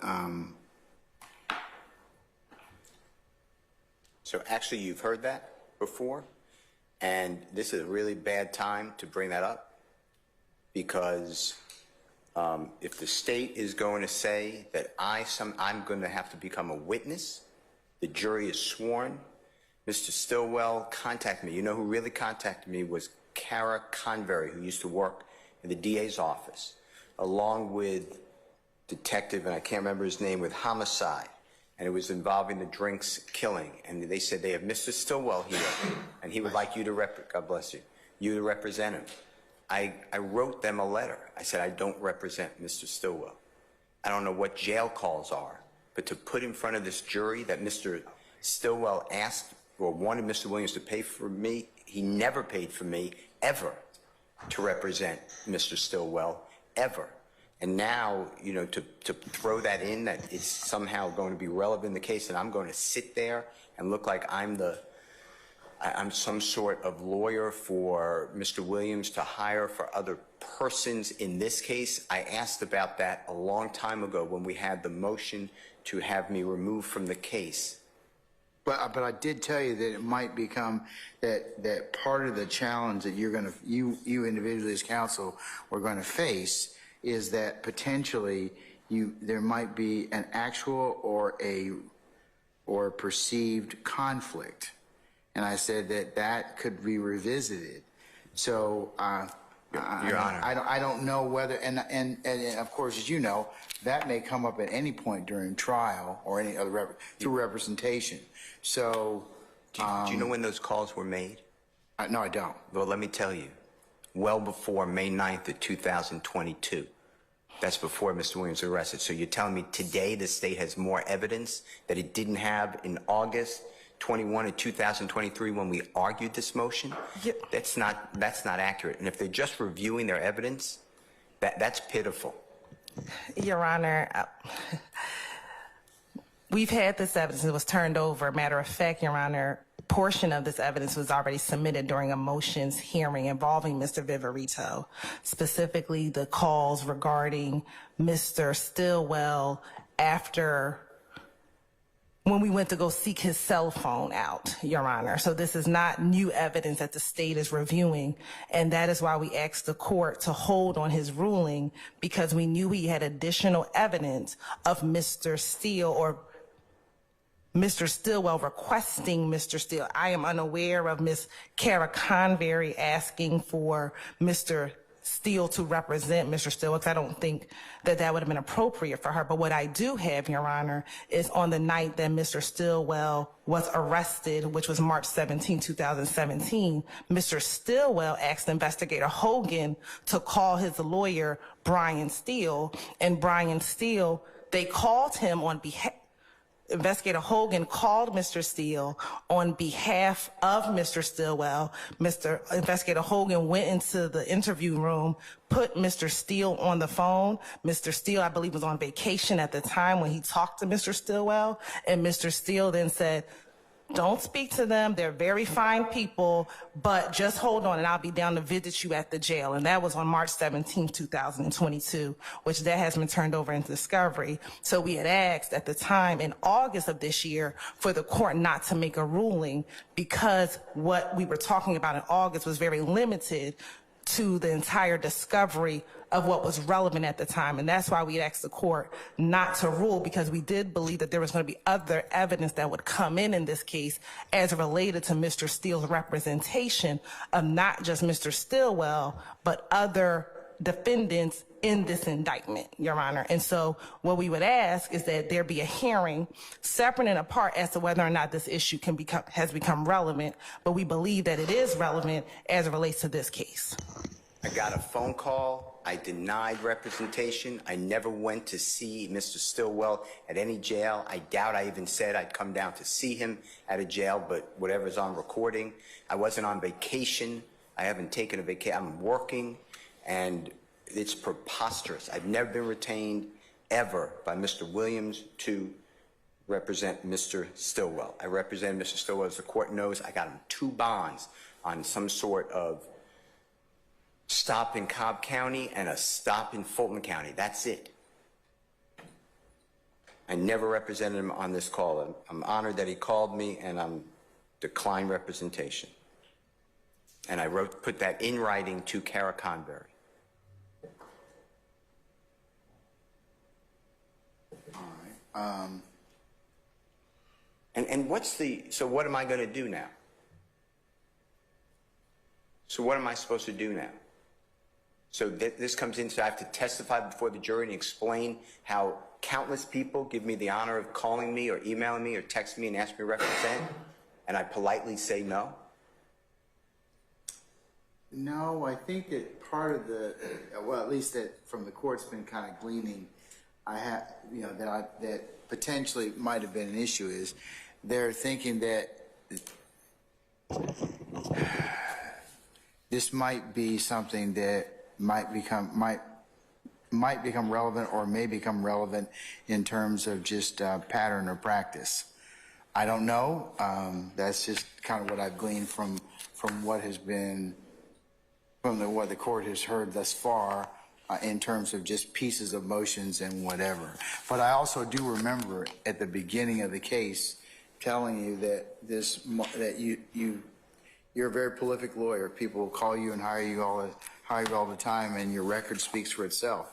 But the challenge is that with multiple representations is, even though you think you might be able to segregate and bifurcate them, at any point in time, a conflict can arise, and that might disqualify you. I told you that up front. I mean, people can waive and basically say there's no conflict at all, but there comes a point where, and I told you this might come up in your trial. At any point in time, a conflict can kind of pop up. So that's why, we tell people that, they really should not, they should not, but they should tread carefully on representing folks in that regard. But I think I can look at the transcript and take a look at that, but that doesn't solve the other issue, Mr. Steele, which I need to kind of put to rest in terms of whether or not the state can mention anything about this, or whether or not there's a real possibility they'd call you as a witness. Call me as a witness? If I don't think, no, they can't call you as a witness intentionally, but if they've got a basis to do so, I haven't heard them say that yet, but that was one of the things I heard at the beginning of this case. Let me tell you something, if you don't mind. Think this through.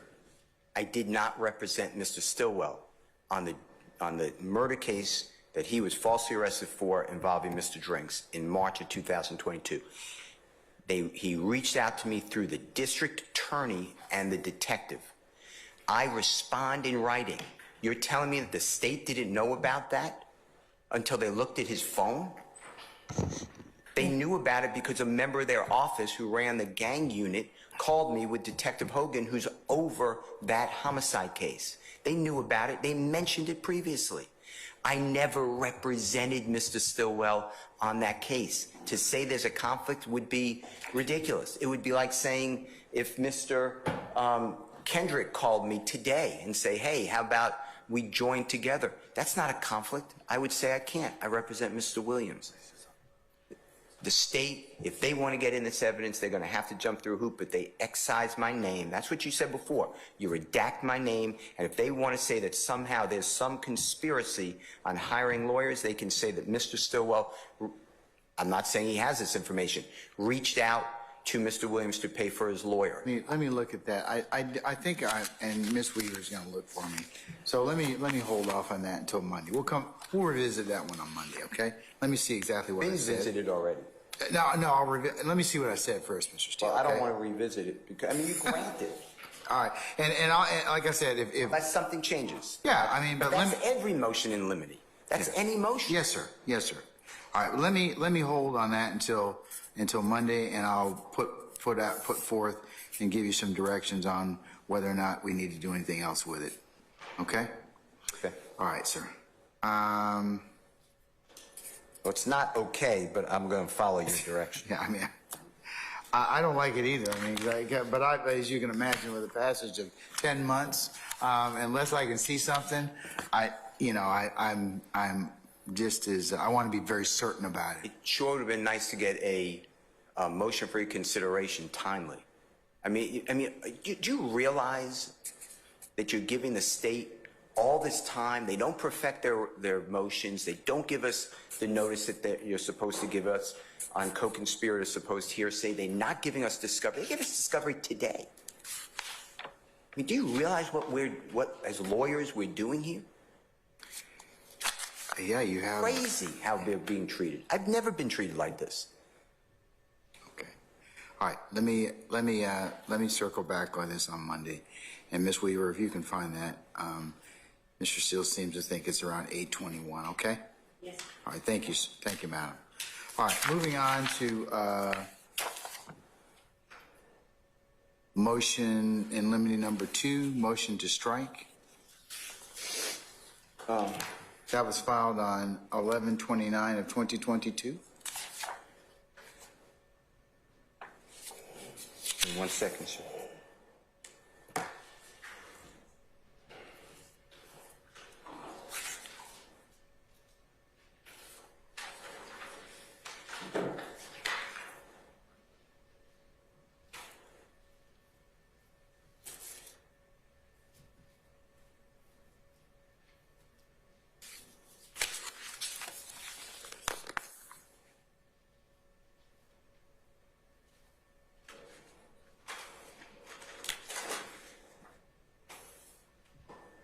I just need to refresh my memory on what his motion is. Oh, I'm sorry. I can tell you. It's, let's see.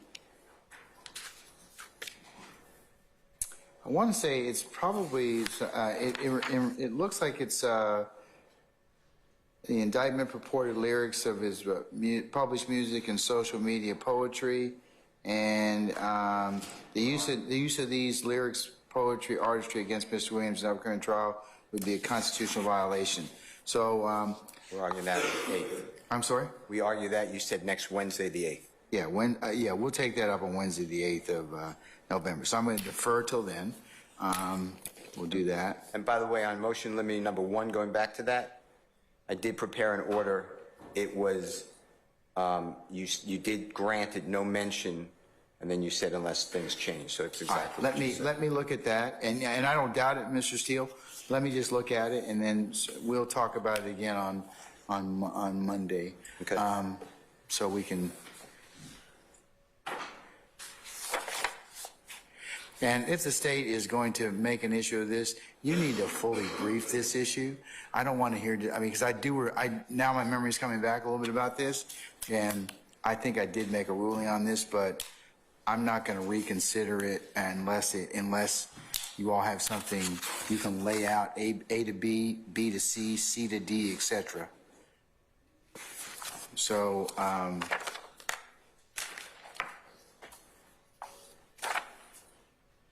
like I said, I'll revisit on Monday and we'll see what happens. And I'll have your order and I'll have the transcript so I can refer to that. Okay, motion limit number 3, sir. I don't have a date when it was filed, but, oh, it is. I'm sorry, is that, I don't. 2/7/23. Yeah, 2/10/23? 2/7. February 7th, 2023. Oh, okay, all right. February 7th, 2003. Okay, all right. And I want to say that one is in reference to I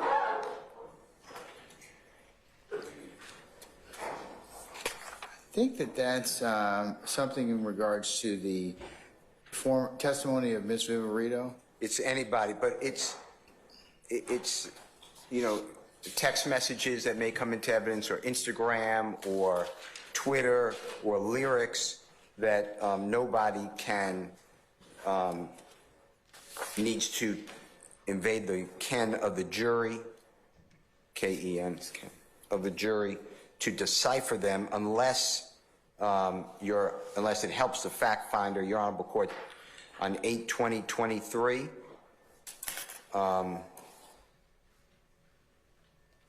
Deferred that and ordered that only if you find that it helps the fact finder will you allow somebody to decipher somebody else's words, lyrics, Instagram postings, or Twitter.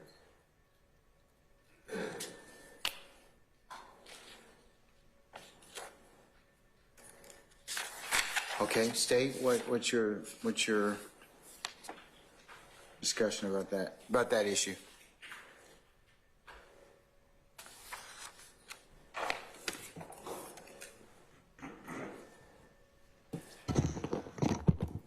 You're referring to and just to clarify, you're referring to a text message conversation on Labor Day 2020,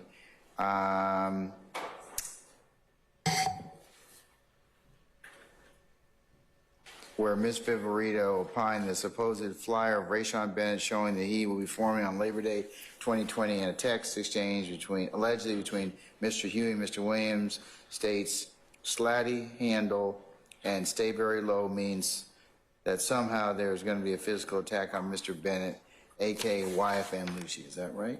Well, that was an example. It goes on, but I gave an example. Yeah. That jurors can do that on their own. Stay very low is not such an uncommon term. It's not a gang term. It's used actually in the case by several officers in recordings that we have.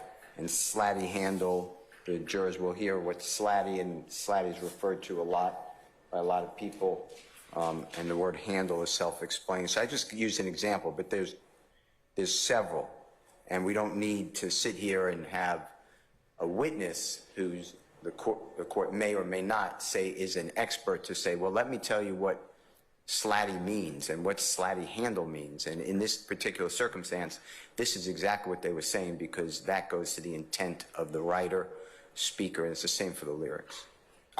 Okay. What's the state's response to that?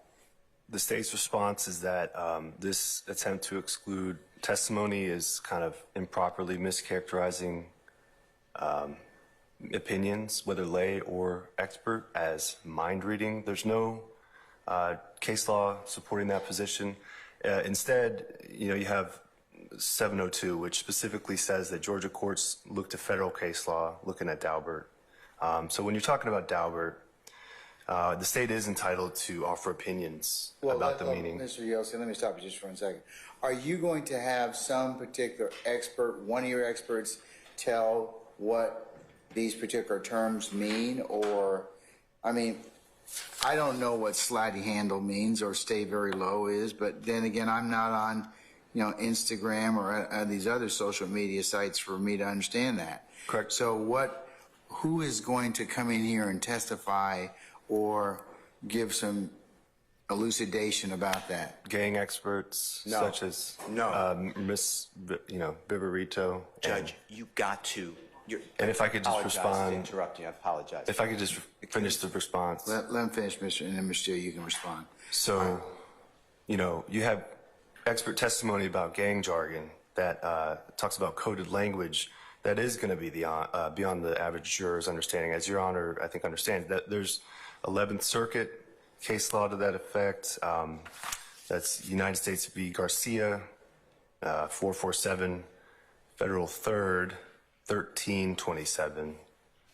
And then above and beyond the experts, Your Honor, and this has been briefed. The state has responded to this as of August 21st, 2023, for the benefit of counsel. But this is proper both in terms of experts or non-experts who have experience with this based on their personal knowledge. And it is helpful to the jurors because they don't know what this stuff means. How can you, well, Okay. Are you finished, sir? I am. Thank you. Okay, all right. Now, Mr. Steele, what does he want to tell me? first of all, how do we defend this?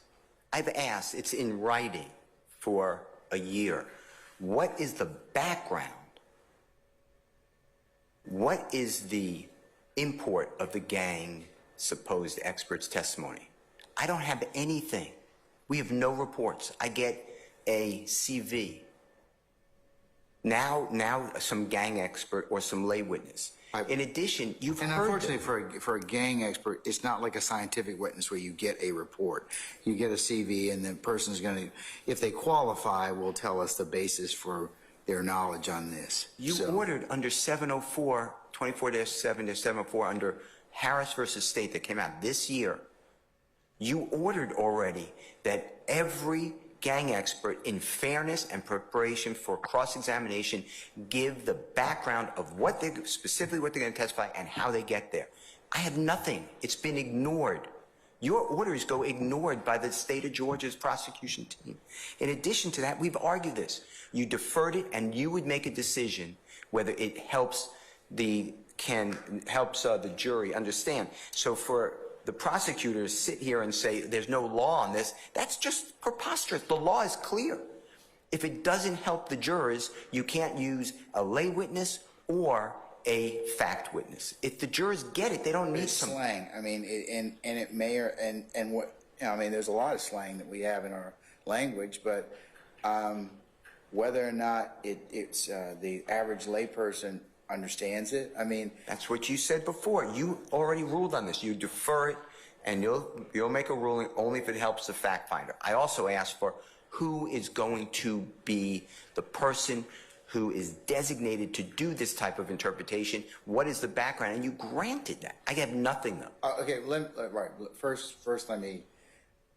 I think that the slang terminology, depending upon who's qualified, would in fact help the jury. I think it would be. Maybe. It depends on the circumstance, right? Yeah, but I think it would help the jury. So I'd probably allow that. But what was the other thing that you mentioned earlier about what they have not produced or provided? The last thing you said, sir? So in Harris versus State, which I could get you the site, the Supreme Court of Georgia ruled, it was recent, it was that gentleman who got convicted of leaving the child in the car. Yeah, the Brunswick, Georgia. hot car. And what the Supreme Court said is, if we're going to be fair to the parties in a trial, the federal rule requires, under Rule 16, that the experts write down everything that they're going to say and the background for it. Georgia doesn't have that. But the Supreme Court of Georgia said, but that is what we encourage and the better rule. You read that case, I handed it to you. I handed it to everybody. And you said, here it is, and yes, we're going to follow the better practice of the Supreme Court of Georgia. The state never followed through. You ordered them to do it. Ms. Hilton and Mr. Uhelski, you all will need to get in accordance with Harris, my ruling under Harris, you need to have something on all those experts that I mentioned by the 17th, okay? By the 17th, Your Honor? Yes, ma'am. Yes, we will have it by the 17th. All right.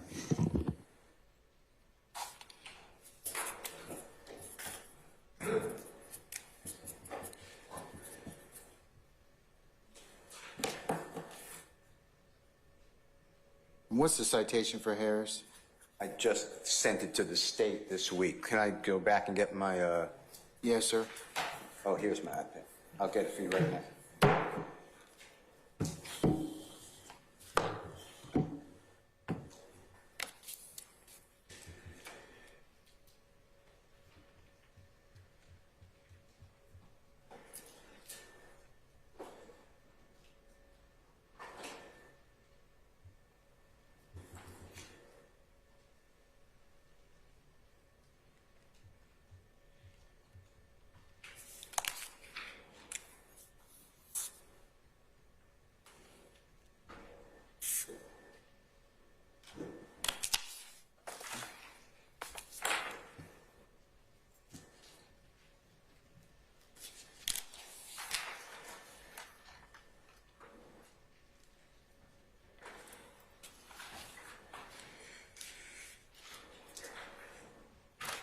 Mr. Steele, I think I can find it, but yeah, don't trouble yourself. I can find it, but I do remember that now. So I'll have them provide you all expert summaries no later than the 17th of November. I will permit this particular statements to be, I believe they, if a sufficient foundation can be laid, I do believe that they would be helpful to the jury. So I'll go ahead and I'll rule on that particular issue, depending upon the foundation.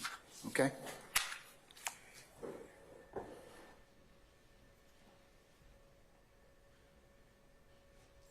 Sir, anything else in regards to motion number 3, or can we move on to number 9?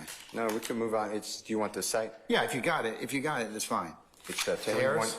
314. 314. Georgia. Yes, sir.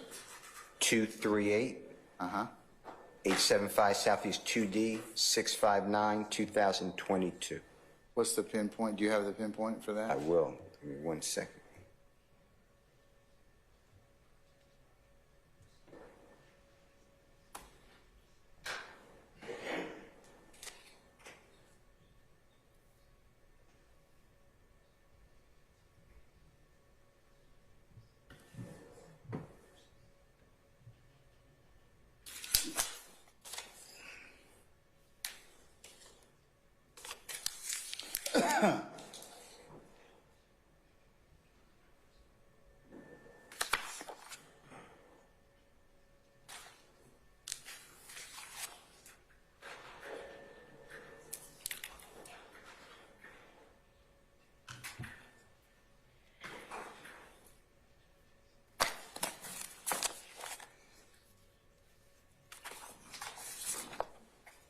It's in Division 6A, as in Elisa.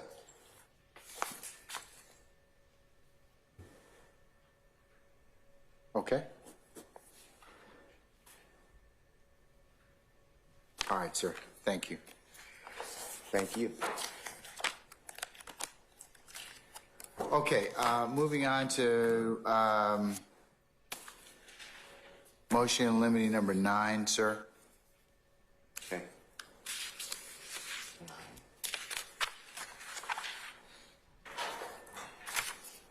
You skipped 4 or 5, but they were granted, so I assume that's where you skipped them. Yes. I think we, do we have orders on those, Mr. Yeah, Kearns? you did enter that. I believe you entered that. Okay, all right. So yes, we're skipping the ones that I think I already have orders on already, or we've already ruled upon. So it should be motion limiting number 9. I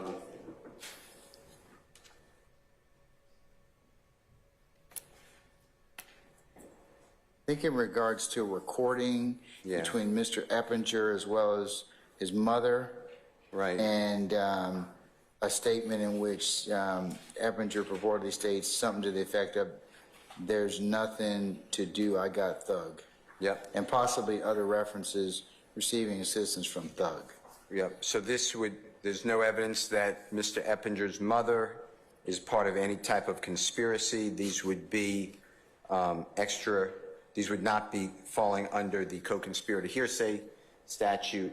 I can't not cross-examine Mr. Eppinger as to why he would make that statement. So that's what the motion in limine is about. All right. Counsels for the state? Hold on one second. Yes, ma'am.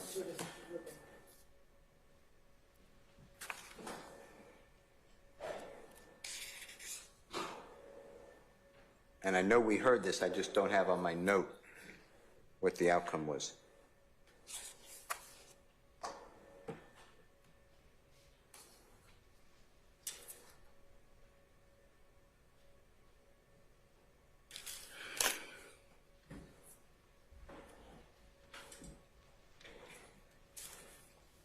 And my date shows April 23rd, 2023.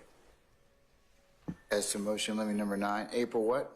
I have April 23rd, 2023, but I don't have a conclusion. You're right. I believe you deferred ruling. We would just ask if we could check the record, but we believe that we heard it and it was deferred, Your Honor. Ms. Weaver, can you look for that as well? In your many things to look for? Is that, what day do we have it here?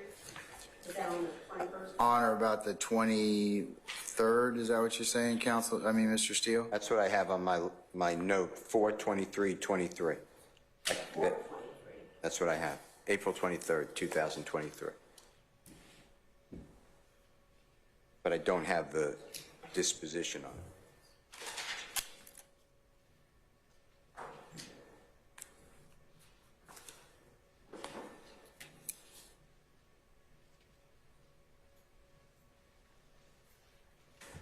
All right, can we, all right, Christine, you can check the transcript, that'd be great. Okay, what about motion limiting number 16, sir? And I want to say that is, there's a photograph involved of Dexter Montgomery? You ruled on that? Yeah. All right, that was denied, okay.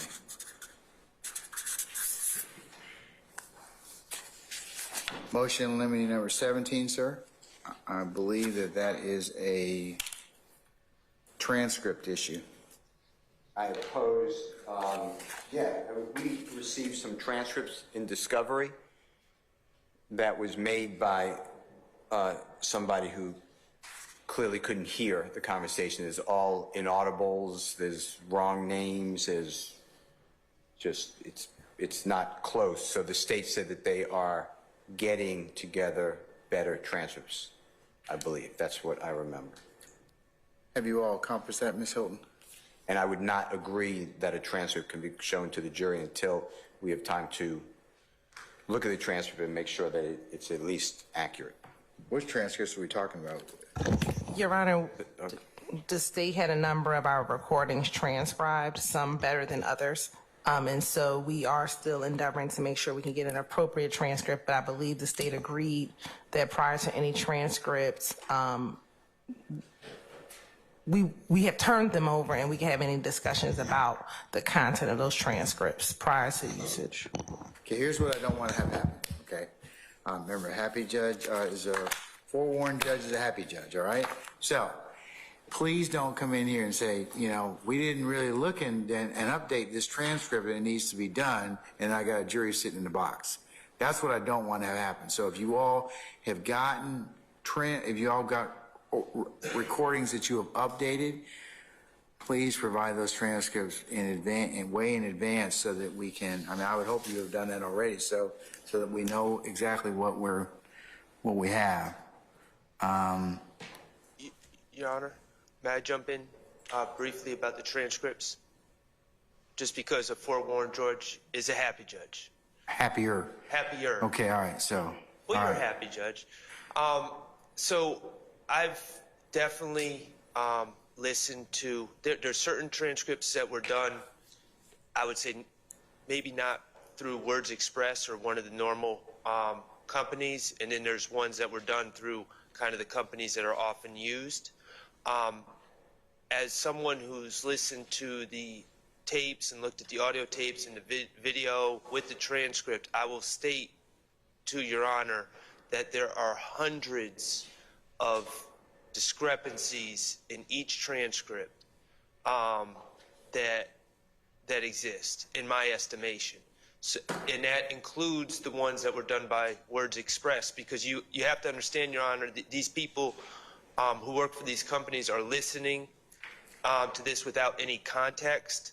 So when I listen, I can certainly understand what individuals are saying and referring to, and it's much different that's on the transcripts, and that includes the words express transcripts. Well, So here's I'm just putting that out there because I don't want to be accused of not bringing it up sooner.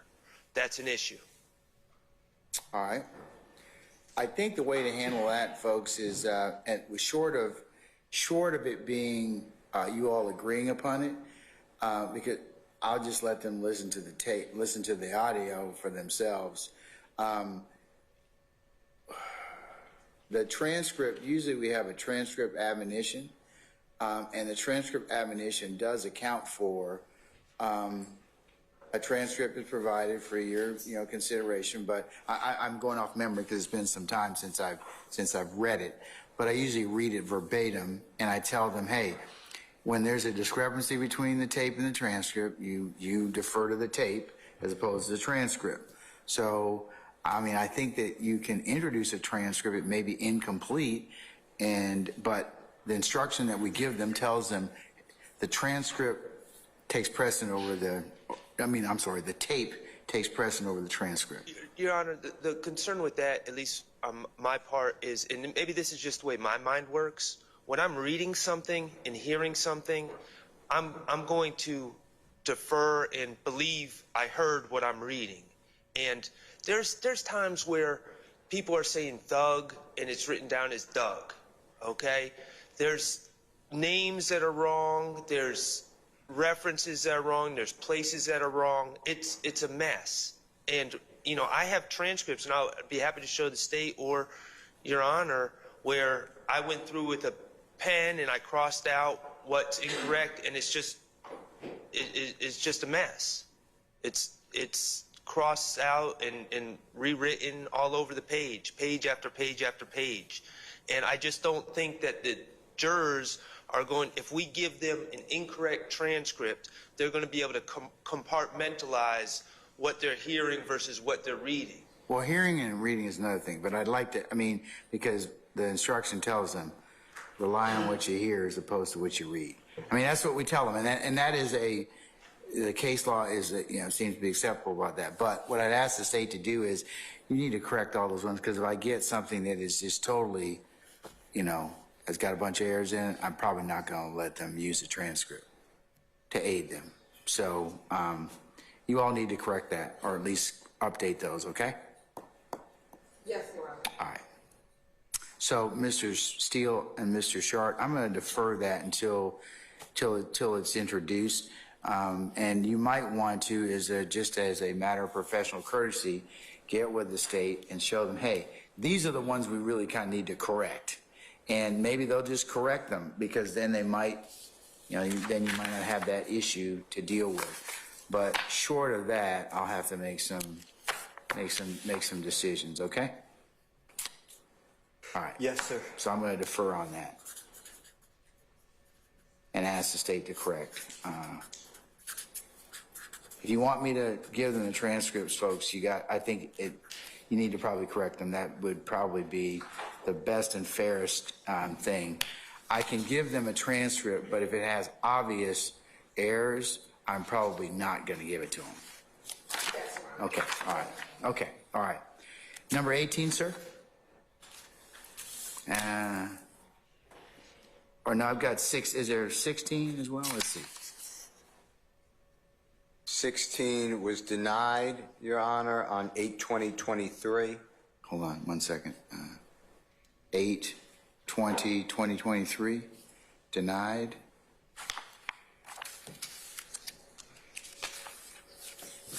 That's the one with that photograph. Yeah, I got that. Yeah, you know what I'm looking at? I'm looking at 17. So that's the transcript one. Defer.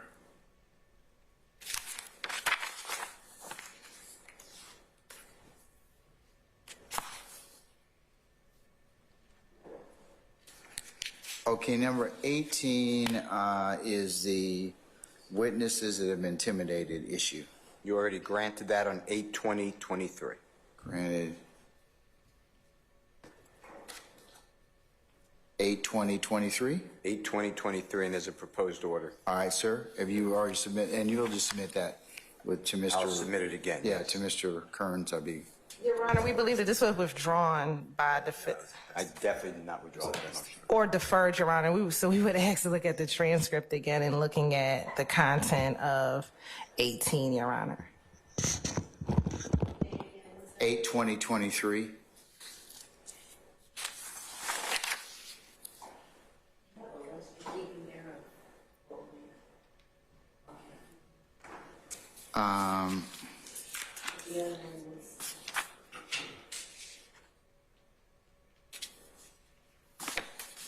Hold on, Christina. Let me see. The other one is motion limine number 9, Christina, on April 23rd of 2023. I could have written it wrong, but That's motion limine number 9. I'd be surprised, but I guess I could have written it wrong. So either April or August, Christina, is that what you're thinking? Okay. Okay,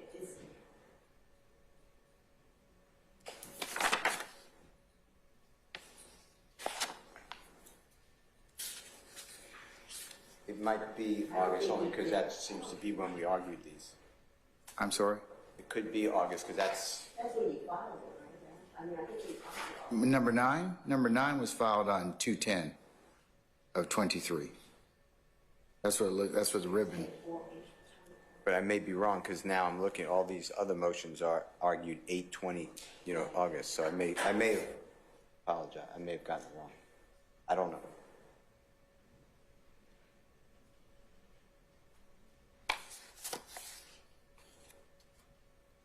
Are you looking, Christina, or are you going to wait till? Number 9 is that about Mr. Eppinger? Yes. Audio, video, you see Mr. Eppinger speaking by telephone, you don't see the mother, is that okay? Yep. Sounds right. That was on August 21st. Sorry about that. Judge, you asked if they had a transcript. Ms. Love said no, we can have that ready by September 6th. The date the court gave previously to Mr. Steele, we can make sure that the transcript comports with what is on the recording as well. Okay, I'll defer until the 6th of September. So where's the Go down the rabbit hole to the 6th. So where's my transcript, Miss Hilton? You want to see what happened on the 6th of Yeah. I don't think I got one. Well, you didn't get one. I never got one. And then what was the other one you were just asking about? I think that's a different day. Hold on. One at a time. All right, I'll revisit number 9 on Monday because I don't have a transcript. So And I don't show anything that we did on the 6th. September. So I'll have to do some research. Hold on.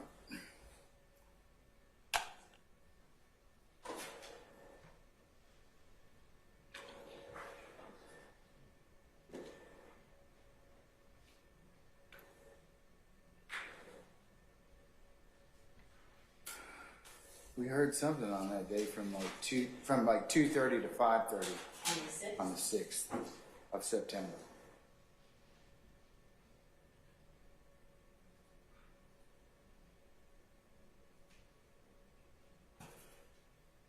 You want me to step back just for a second? Yes, sir. I must have it in a different file, so I'll have to go look at that. I'm going to revisit that one on Monday. The other one, Christina, is 18. We need to check the transcript for 8/20. Motion Unity 18 on August 20th. Yes. Saying it was, I need to check whether that was granted or not. Okay? What was the subject of it? Intimidated by the witnesses intimidated by the prosecution.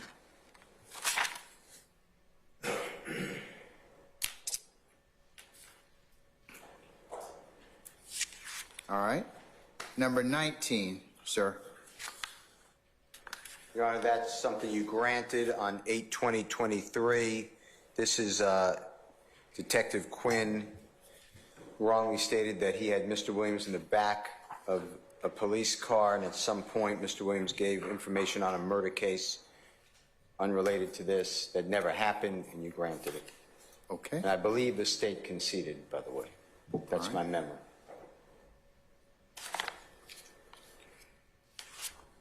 And Motion limit number 20. And there's a proposed order, by the way. All right. But I'm going to resend them. I understand. Thank you. Motion limiting number 20 is in regards to some 911 CAD reports, 911 calls CAD reports. Right. I believe that you have to look at them, but they are testimonial, and therefore I can't cross-examine the caller. It is not done in the emergency situation, and the state, I believe, wanted to was going to share with you the 911 calls or the CAD reports, and I don't believe it ever happened. But I could be wrong on that. But that I don't have a disposition. Ms. Hilton? And I asked which specific 911 calls and CAD reports the state seeks to introduce, and then I could,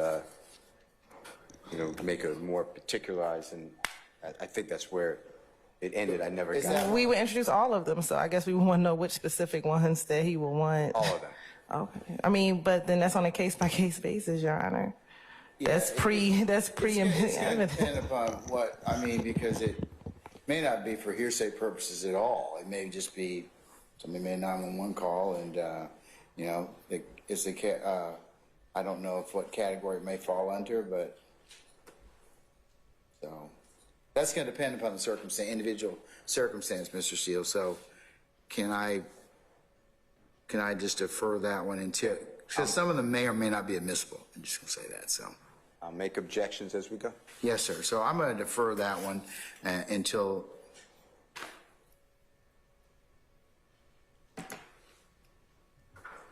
that's number 20. All right, number 25 is, I want to say overt act number 4, that Mr. Williams was allegedly in possession of a stolen firearm on or about September 9th of 2013. And then, and I believe you said you would stipulate that the firearm was stolen. Yeah, I don't have so there's a burglary 2 months earlier of somebody's home. Their names are escaping me. They're nice people. And they have, I believe, some jewelry stolen, a firearm, maybe another item. And months later, Mr. Williams is driving in a car that's the subject of motion suppressed number 10 that the state asked for more time, that you scheduled for, I believe, next week or the week after. Mr. Williams is stopped in a car. I challenged the search of the car. Found under the passenger seat is a stolen weapon. It's a firearm. It comes back to that burglary, that house burglary. And I don't see why we're introducing the house burglary and calling the people from the house at this trial when there's no evidence that Mr. Williams was involved in the burglary. There's no allegation in the indictment he's involved in the burglary. And the issue is that did he knowingly possess a stolen firearm as an overt act? I believe that was on September 9th of 2013.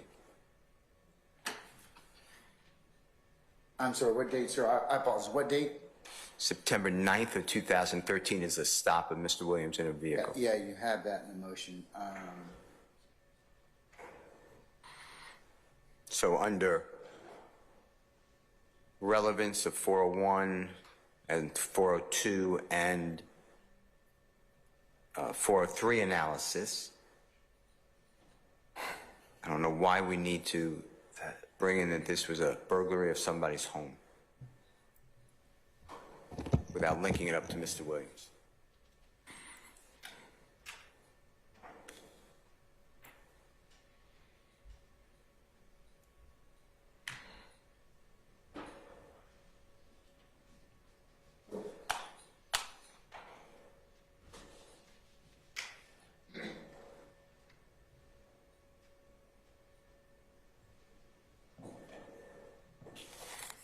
think that from my notes that I have, councils, it looks like I was supposed to reset the video.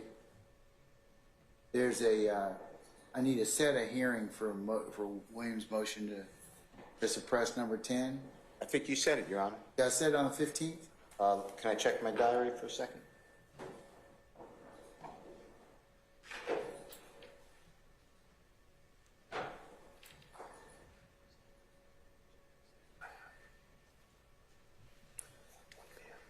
That's what we have at 1 p.m., Your Honor. Yeah, that's it. I'm supposed to revisit the videotape, and okay, so I did set it for that date.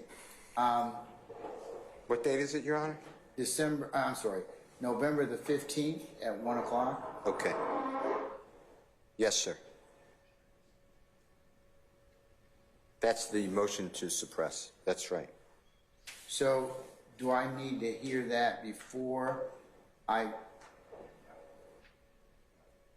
don't believe so, because or is the state going to stipulate that, in accordance with the defense's suggestion in regards to the stolen firearm?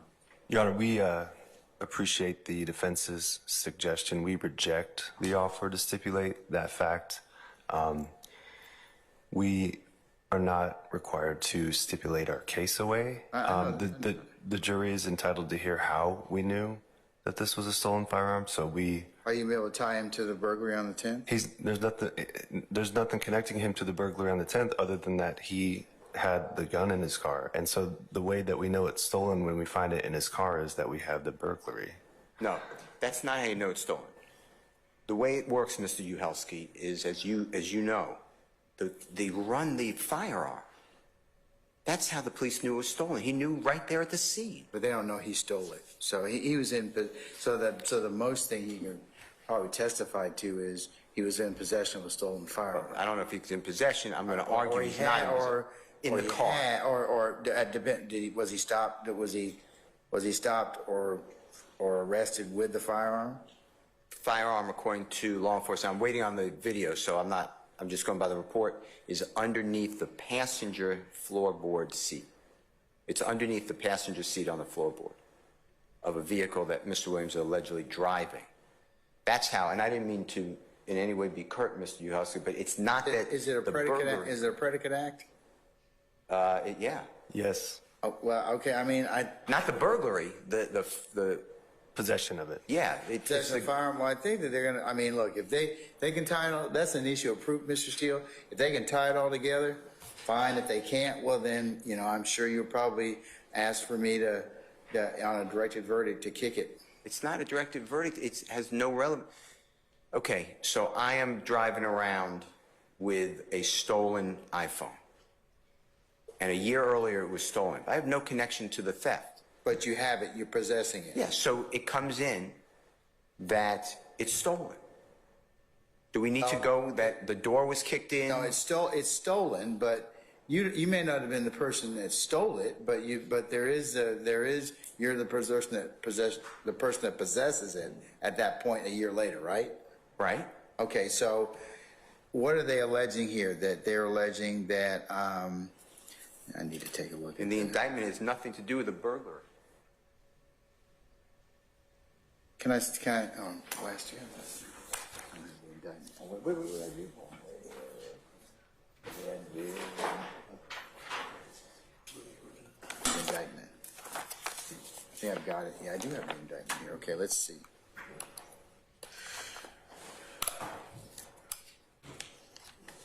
Over that number 4. Let's see.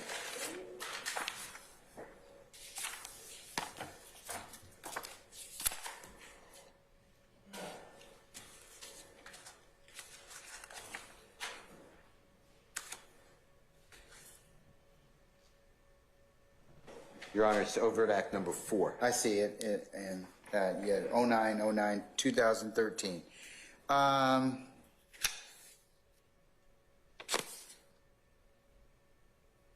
Yeah, theft by receiving stolen property. Mm-hmm. So, if the state can prove the predicate, I mean, they're required to anyways as part of the overt act, right? So, There's nothing in here about a burglary of their home. That's what I'm targeting. Just says that it was stolen property, the property of the Phillips.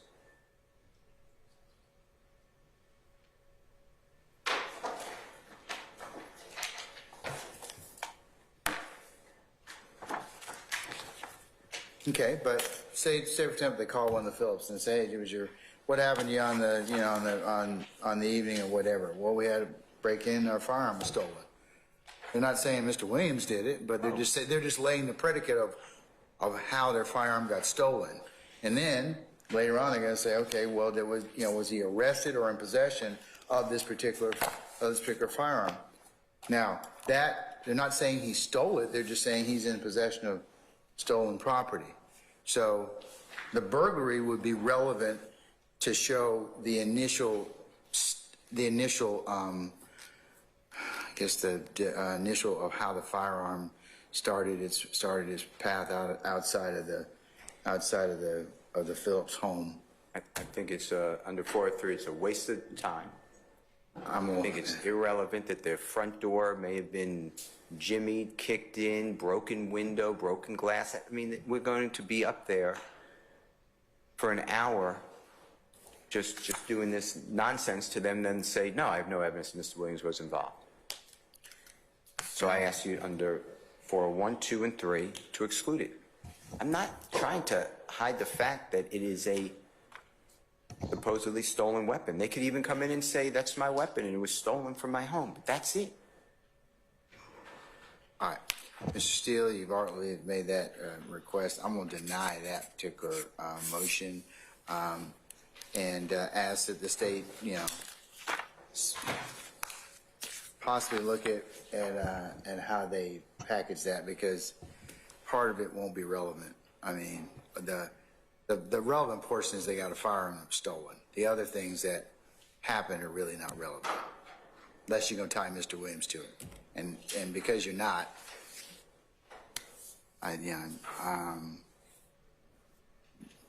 but I'll deny the motion. Excuse me, Your Honor, when you sense a good opportunity, we have a break.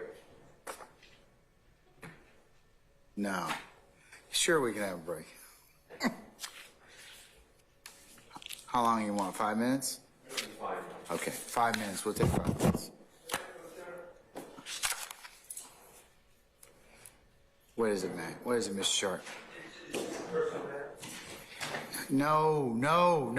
Get back. Look, Mr. Boz isn't here today, so you better call him. You better call him. Look, my wife's out of town.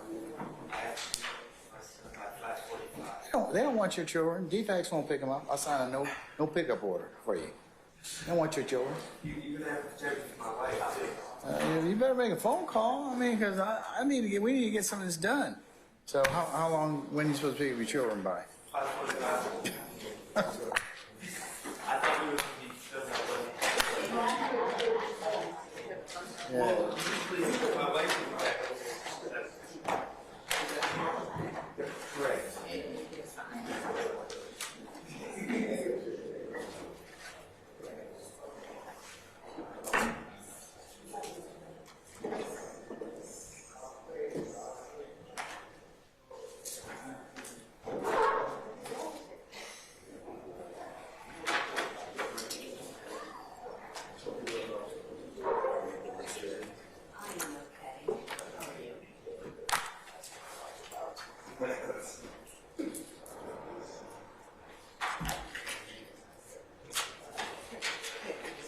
Mr. Sharp, we.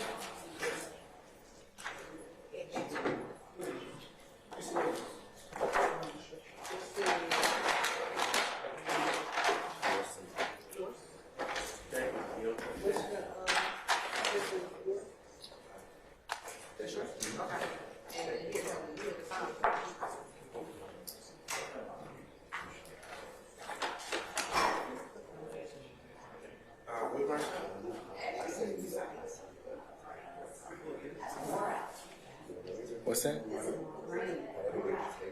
I think on the 6th, I got to work. Computer was down. It's on my schedule. I'll have to. Is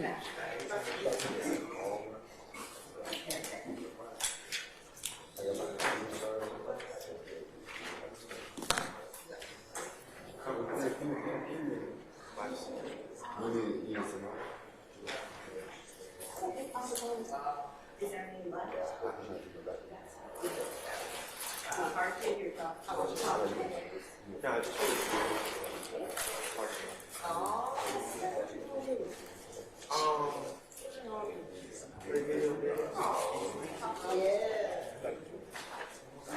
my son is like the ultimate cook.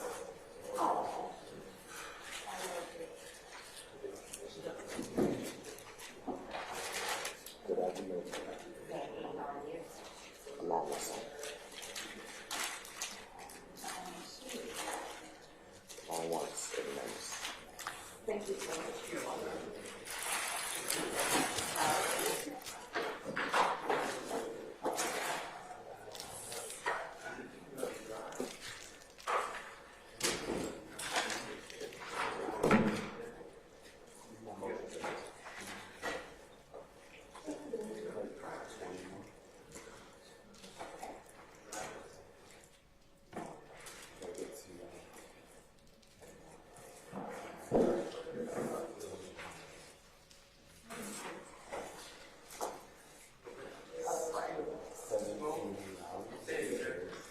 Saying what?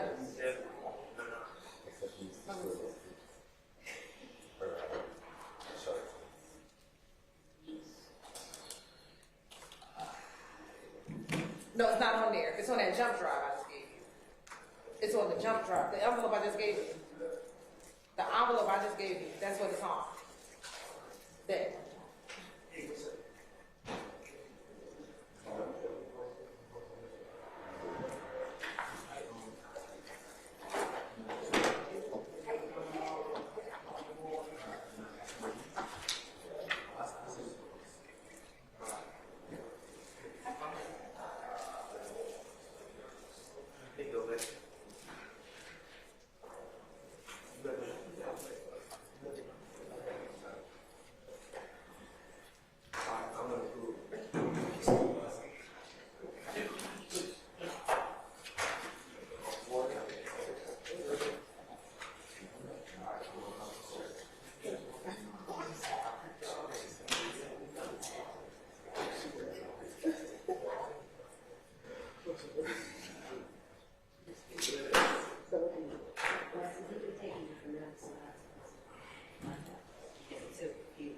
I'm not trying to jot notes down.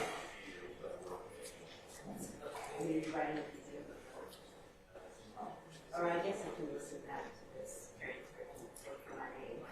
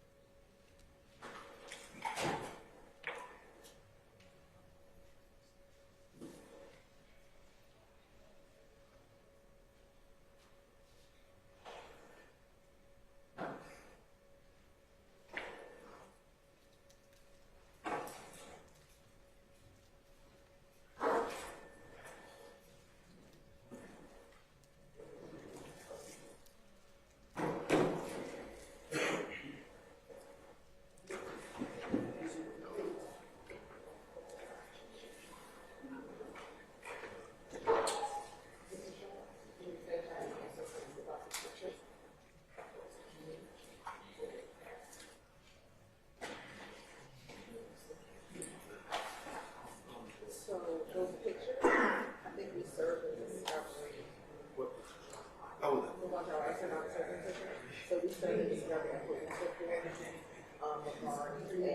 a shots fired call that came from McDonald's. And once the police arrived and they were followed, that based upon the interview, the two individuals were shot, 7 were shot by live in the face. And they were. So this report,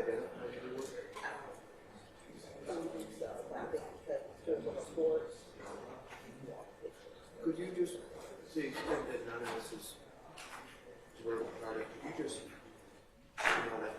Okay, because if not, I'll tell you what the court does. Because it was your election. Okay, thank you. You're welcome. And I'm gonna tell her.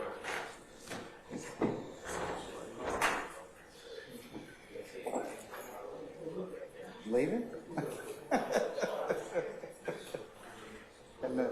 No, Ma said you finished?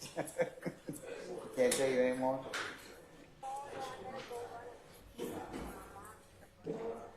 That's right. All right, well, enjoy. Tell us a happy birthday. We'll see you on Monday. We're almost done here, so. All right, see you later. I saw that. I just saw the, yeah.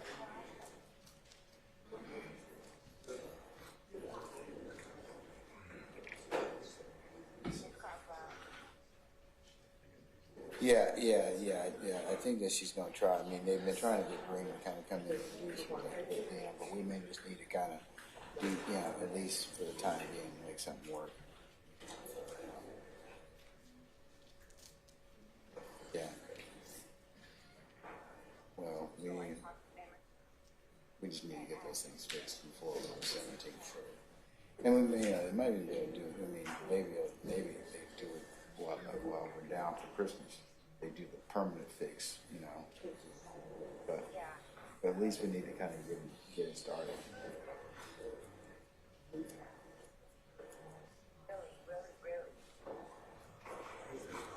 Yeah, it does.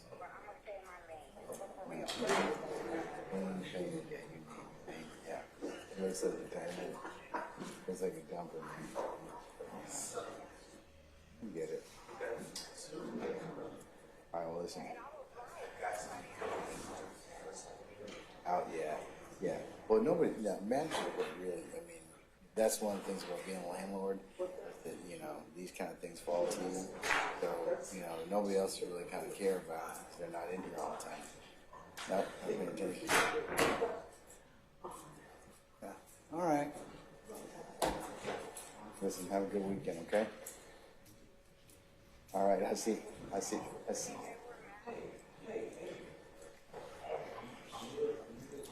Well, what?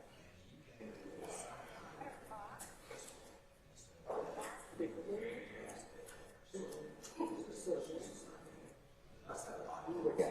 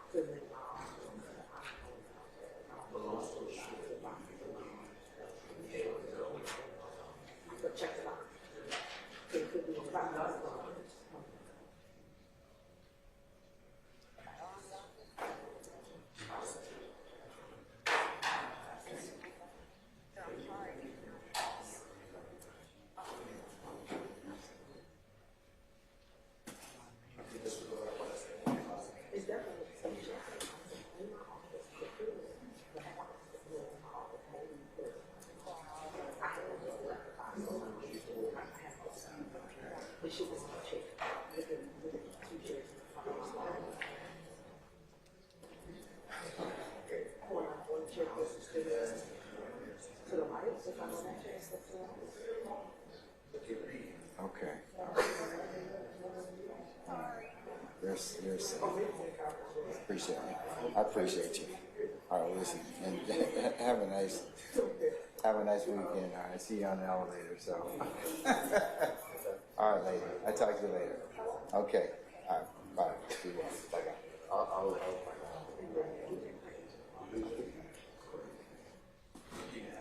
I'm not sure.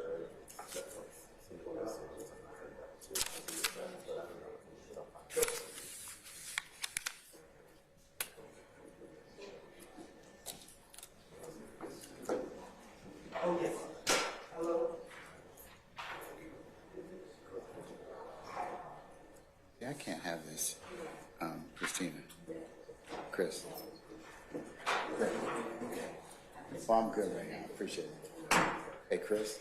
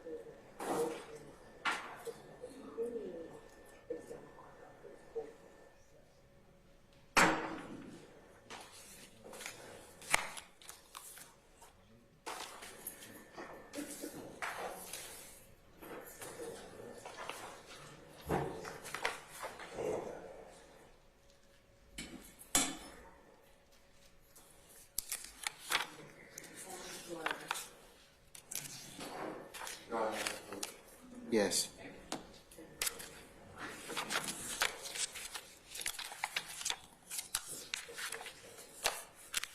What's the updated one of this one? Do you have it behind that or what?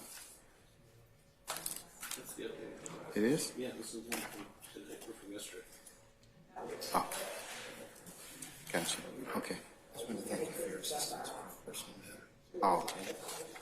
I'll let you know Steve Shoemaker did an amazing job. He's a great ad. I expect no less, but you know, yeah. I hope that you can. All my life is dramatically improved.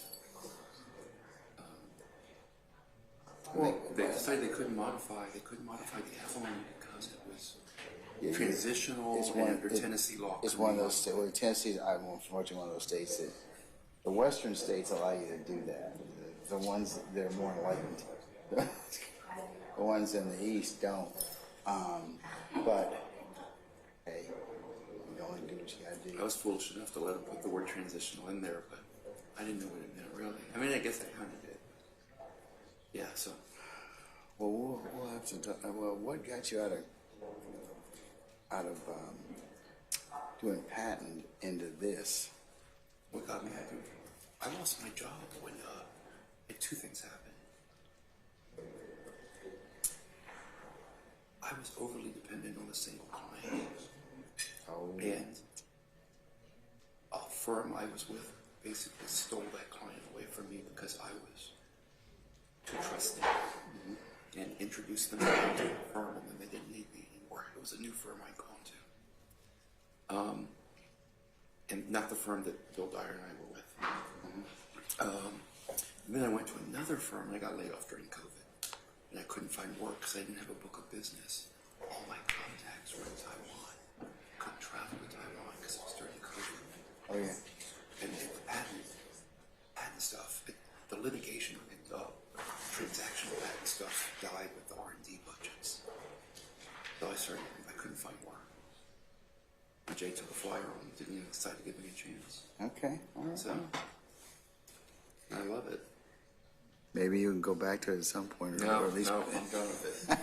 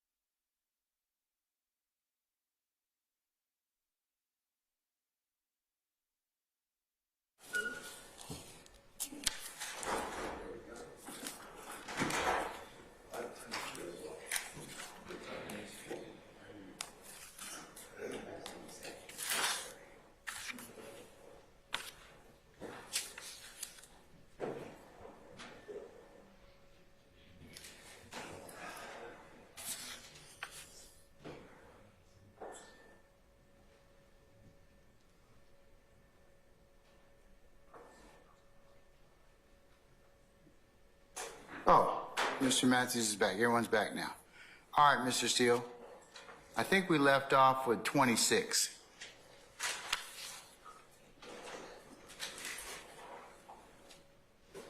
And I think that can I defer that one until we hear your motion for discovery? Can I lump that one in with that? I'm sure you can. I don't really, can you help me with, remind me what 26 is, sir? It is incomplete witness list. Oh, yeah. And I think as of for the first time, you have Investigator Walsh and Crabtree. Is that have appeared on the state's witness list as of September 26th of 2023. Yes, I was looking at the wrong one. Yes, sir, you are correct. That's fine. That's, if you want to do it, yes, of course. So it would make sense for me to defer ruling, and I think I'm supposed to hear that motion on the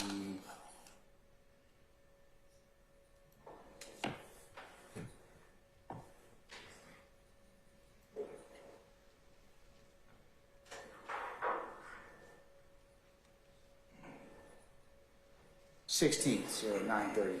okay? So I'll lump that with that one. I'll put as well Williams' motion 26 to hear on that as well too. Okay, I understand.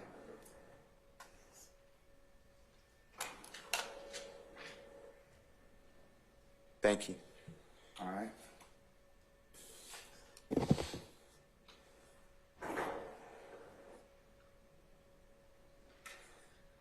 To go along with that, too, Your Honor, I believe the Honorable Douglas Weinstein submitted a proposed order for Your Honorable Court.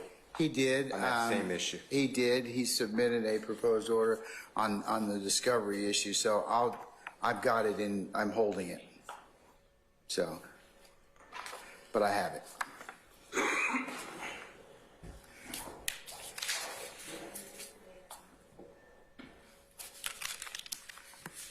Okay, and then I think the next one that I have is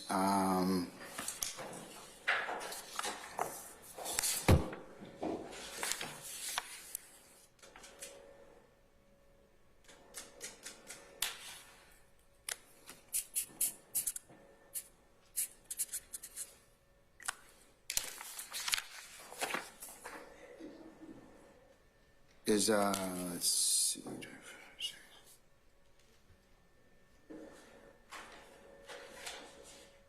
Is motion limit number 27, sir?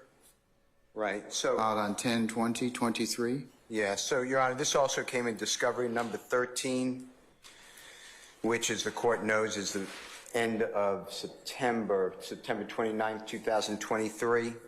And for the first time, I see something called a geolocation analysis. You may be familiar with it. I was not as familiar with it. I tried to understand it, and it's such good technology, allegedly, that it would mandate that the device, let's say a cell phone, is within 4 or 5 feet of a certain location. So what I understand is, from what I got, law enforcement officers targeted Mr. Williams' cell phone on the night of Mr. Donovan Thomas's killing, which is January 10th, 2015, at a certain location. And Your Honor, it was exculpatory. It does not place Mr. Williams around that area. The issue which is great, and I appreciate getting it. The issue is, though, that when I got this information, I don't have any of the background. I just have a small, map.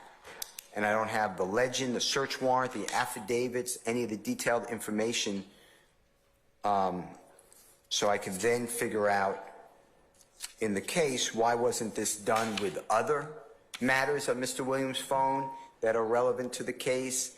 And I want to see what was put in affidavits to get Mr. Williams' cell site location data, and none of that came through. If you look at motion for discovery number 28, because it's in concert with the one we're dealing with, motion for discovery number 27, Your Honor, and they were served on the same day, which is October 18, 2023. So, in that, I have the geofence information and a warrant for searches and seizures without the affidavit. Nothing else I have been provided in Discovery 13. Discovery 13 took a long time to go through, Your Honor. In addition to that, in Discovery 13, there are phone dumps and phone records, and they come from providers. And the providers, in order to understand the phone information so that I can do my own tracking of where the phone hits what cell tower, you have to have the legend or the key. And this is a repeating theme throughout, and I've filed motions on it. I've not been served with the returns. When it comes back, when we or the cell phone company serves us or the state with the information, it comes back with how to read the information. They call it a legend or a key. I was not provided that, so I don't know. I'm guessing, but I don't know if this is UTC time. I don't know if this is Eastern Standard Time. I don't know if this is Greenwich time.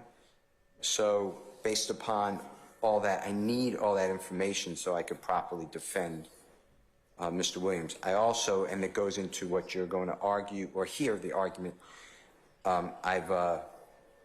this really put me behind, as you could tell that I've said numerous times. I know we're going to argue it, but I should have had all this. This was done in 2016. I mean, I'm getting it in September 29th of 2023. I also spoke with a witness who is on this information. That's motion limiting number 26, Your Honor. He's no longer with Fulton County DA's office. He's an investigator. Crabtree, C-R-A-B-T-R-E-E. And he remembers it. And he gave me this information. It was exculpatory to Mr. Williams. The first time his name appears on a witness list is September 26, 2023 with exculpatory information, and he doesn't have any of his reports or files, so he can't help me and fill it in, and the state didn't give it to me. So that's a microcosm, I think is the right word. That's a small statement of what you're going to hear with the motion for discovery. However, this is really critical because there's some affidavit written to a judge where it says that Mr. Williams is at the scene of this homicide, and this proves that he was not. So I want all this information. So where's the affidavit, Ms. Hilton? Your Honor, this is an affidavit that Mr. Steele has asked for a while ago, and we've been on the search and on the hunt to look for this particular affidavit. Investigator Crabtree, who was the affiant of the warrant, we've been in communication with him. He's no longer with the office. We've been trying to go through and get access to his email account to see if we are able to get this affidavit. We're not sure. We have tried speaking with anyone he may have served it to. We've looked through all the documents in our office to see if there was a physical copy of the affidavit. And at this time, we have been unsuccessful. We know that a warrant was signed because we have at least the first 2 pages, I believe, of the warrant, but we do not have the affidavit. We don't know if transition from one state's team to the next, what has happened, but we have endeavored, because we want this information as well, to find the search warrant and to get the search warrant returned. Our last step was speaking with Gerald Walsh to see if he would be able to reach out to Google to see if Google still has the affidavit in the warrant so that we can get the return as well, because we want this information. The Word document that we did turn over isn't beneficial because we don't understand how to read just a Word document on its own without having the information, but we know the information had to exist because we were able to produce this Word document. So we have been on a constant search. We will continue searching for the affidavit, but at this juncture, we have not located it, and we've spoken to everyone who was on the state's team at the time when this was done. This was done in May of 2021, I believe, this warrant. And as you know, we were not, myself, Mr. Uhelski, we were not the members of this team at that time, but we have reached out to those who were involved to see if we could find it. And we're just still looking for it. We have not stopped looking for it. We will continue to look for it. But at this point in time, we cannot find the affidavit, nor can we find the return of the search warrant. So, Mr. Steele, what do you ask me to do? Exclude Baker's testimony? I mean, or I'm asking. Exclude Officer Baker's testimony? I don't know who Officer Baker is, because Officer Baker has nothing to do with, okay, because that's a different motion in limine. Officer Baker has nothing to do with this. This is Lauren Crabtree and, really just investigator Lauren Crabtree. He's the one who did the search warrant, and he would be the one to get the return. We'll still look for it. I don't know what the court's ruling is going to be now, but we will still look for it. If we find it, we will surely turn it over. But we have definitely endeavored to look and to seek this out. We've gone to, at one point, we've gone to the clerk's office to see if it's at the clerk's office. We don't know where it has gone at this moment, Your Honor, but we will continue to endeavor to look for it. All right. And if found, turn it over. But at this point, it's not in the state's possession right now. All right, Mr. Steele, what you asking? What are you asking for the court as remedy? To get me to order the exculpatory information to be provided to Mr. Williams as required by Brady et al., and order that the prosecution's late discovery, they had this for years. I got this in September. Bottom line up front, what do you want? I want this is why I'm in such a bad shape. I thought I was ready for trial, and I keep getting this discovery. I want all discovery from discovery 12 to 13 to be excluded. They're saying they don't have it. That's what they're saying. So what's the remedy from me? What are you asking me to do? Well, let me ask you this. No. I understand. No. I'm Answer my question. What are you asking me to do? I'm totally answering your question. But let me show you this. I didn't know about this till September 29, 2023. I'd like you to consider, why didn't I get this when discovery was due 10 days prior to January 4th of 2023? And that is really my basis, because then I would have had a year to understand what to do, and I could have made my own inquiry. At this point, I'm asking you to just do a bright line rule. There is no discovery the state can use and no witnesses after discovery 12 and in September of 2023. And that is how you even the playing field. That is what I'm asking. But I'm also not relinquishing state's duty to supply exculpatory evidence. So if they come up with it, be great. So you're asking me to exclude Baker's testimony as well as Crabtree's? That's a different motion. Officer Baker's a different motion. This is dealing with Officer Crabtree and there's another officer. Let me just get the name. Officer Walsh, Investigator Walsh, W-A-L-S-H. Those are the two on it. But I'm going to call them. This is good for Mr. Williams.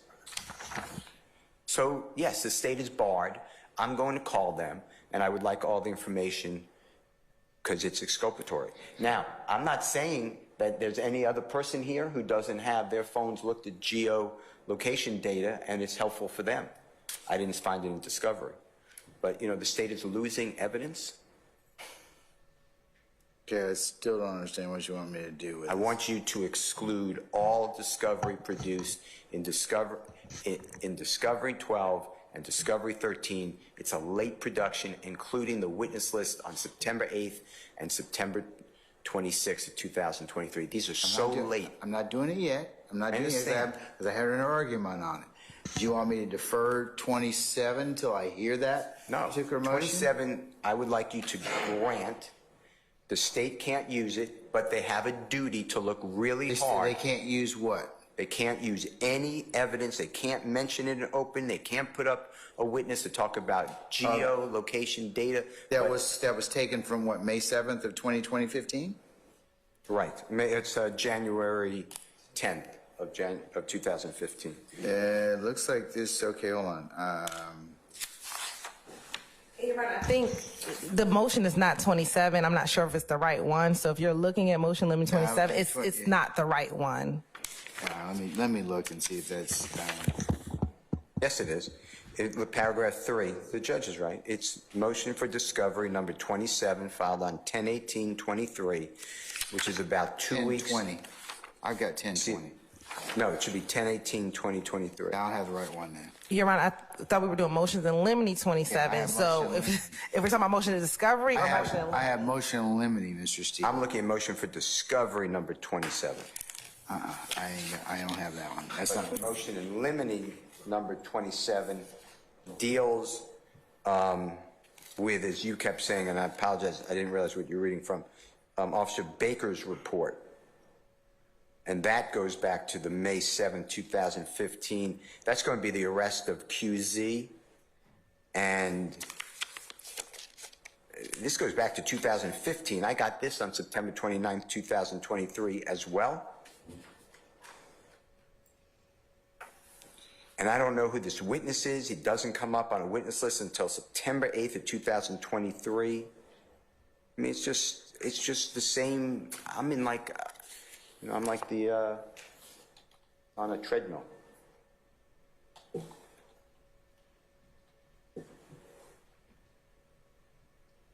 But I was looking at the geolocation data, which is motion for discovery number 27 and motion for discovery number. I'm gonna take up the discovery motions on the 16th. So not timely quite yet. But what about motion number 27? Okay. So what? So this one. Motion in limine. Yeah, it's similar. It's similar, Your Honor. It's what you've been saying. So I get this information in Discovery 13. It's September 29, 2023. That's the first time I ever hear about an Officer Gary Baker, which is B-A-K-E-R, and a report is revealed. That report dates back, Your Honor, to, I believe, 8 years before. It's May 7th of 2015. I believe that's about 8 years I have before. that. Yes. And then I just get it, and I don't have much else except this report and the person's name. It's not like I could look in Discovery. It never comes up before, and the name comes on a witness list September 8th of 2023 for the first time. And this is what I'm dealing with. So I'm supposed to go out and interview the person. I don't even know what we're talking about, and I don't know why I'm getting it on a report from May 7th of 2015 today. I mean, not today, September 29th. Okay, so I want to exclude it. I don't want to deal with the. I'm trying to make this more manageable for everybody. I just don't, unless it's exculpatory. Why am I running down Gary Baker's report now? Okay, what's the state's position on motion limit number 27? Your Honor, we are asking to address any of the discovery issues on November 16th. I will say that Officer Gary Baker is a witness that has already been identified, as he is the person who arrested Mr. Stillwell on the 17th of, on March 17th, 2022.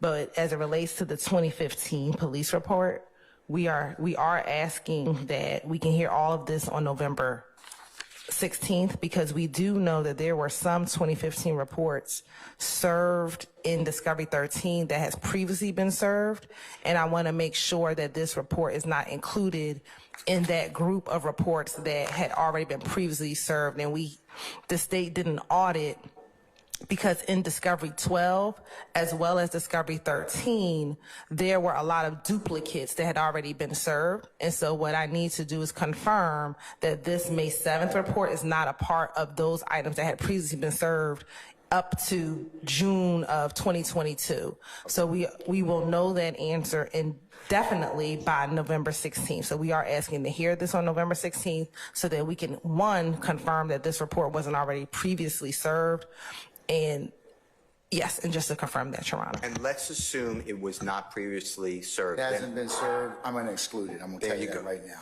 If it has not been served in 1 through 12 already, I'm going to exclude it. Well, we would ask for the court to hear us out and hear our argument on, because we have briefed this issue and we filed a brief as it relates to exclusion of evidence, Your Honor. And so we would ask for you to wait until November 16th till we have our argument, because we have briefed the issue and we would like to be heard. I'm hearing it right now. At some point in time, Your Honor. at some point in time, I have to draw a line, and the state's got to be ready with all this stuff. It's just an issue of fairness as well. Your Honor, and I believe that I'm telling you right now, Ms. Hilton, if you haven't disclosed it already, between 1 and 12, and it's not exculpatory, it's gone. Your Honor, we would ask, because we would ask that all of this be reserved for the 16th, because this all came up in September. You said you allowed us to. I am really annoyed about this, Ms. Hilton. I just am. This is ridiculous. Your witness list has grown by 2/3 since then. And I don't know why. You better have a dang good explanation on the 16th, because if you don't, I'm going to exclude it. Okay. But right now, I'm telling you, without anything further, it's gone. Well, we would like to exclude a lot more on that date, because this is ridiculous. There is no plausible explanation I've gotten and that would suffice, that we just kind of keep, you keep dripping and drabbing out evidence. Well, we'll be asked to be heard on the 16th, Your Honor. We'll have all the explanations for the court. I'm telling you, it better be a good explanation, and if it's not, I'm going to exclude it. I'm just going to tell you that right now, because you all have also dragged the court along in terms of, I've asked Ms. Hilton, not Ms. Hilton, I've asked Ms. Love several times to tell me why it is that it's taken so long. And the explanation I get is, we have duplicates, okay? I don't doubt that there's probably some duplicates, but I still have an issue with why your witness list has grown, almost doubled. I just do. And can you explain that to me at this point in time, Ms. Hilton? Your Honor, the state's witness list has not grown. All of the witnesses that are on the compiled list are in the discovery. And we have case law to say so long as that they're in the discovery, the state does not have to provide a consolidated witness list. Every witness was in discovery in a police report or in some other type of report. So the idea that we provided a whole bunch of new names is just not true. And so we will further explain this with the relevant case law on the 16th. All of this is inside of our motion that we have filed. But this notion that we provided new witnesses, that is not the case. That is the case. Okay, well, listen, if you haven't disclosed this, and I'm telling you right now, in 1 through 12 already, it's not otherwise in there, but any documents that you've already supposedly given in discovery, I'm going to exclude it. I'm going to exclude it. If it's a duplicate and you can show the court and counsel here that, yeah, we gave that to you in discovery dump 3 and it was in there, then that's, I don't have any issue with that. Because I do agree that as an advocate, you do need to search your own discovery and whatever. I get that. But if this is the first time it's coming out, we would ask that you hold ruling, Your Honor, until the 16th so we can have a proper hearing, Your Honor. I object to that. You've ruled. Your Honor, that's the date that you set it for us, because that is the date that the court set it for us to give us an opportunity to be heard, and we are asking that we can be heard on the date that you set for the motion. Well, I haven't heard anything at this point in time. Did you disclose Officer Baker's report in discovery dumps 1 through 12? I need to check that, Your Honor. That is what I'm saying, that we've provided to defense counsel a list of all the duplicates that we have provided, that we've served. So I need to confirm whether or not that is a part of the list of duplicates we have given to defense counsel for both Discovery 12 and Discovery 13 an audit to let them know what has previously been served. So I need to, at this point, I do not have the discovery audit in front of me, but I will need to confirm whether or not that has occurred. Okay, all right.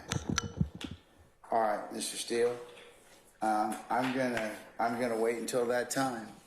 But in terms of 27, and you also, I think, made the same argument for 28, is that correct, on this Officer Bryan? Yes, sir. All right. 29. 29. Yes, sir. 30. 30. Yes, sir. There's more.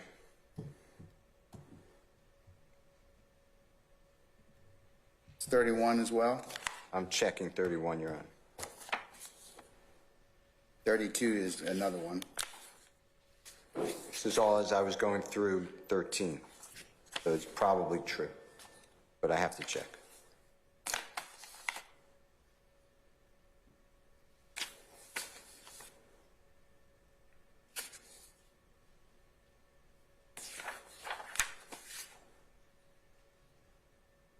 "31 is the same, Your Honor.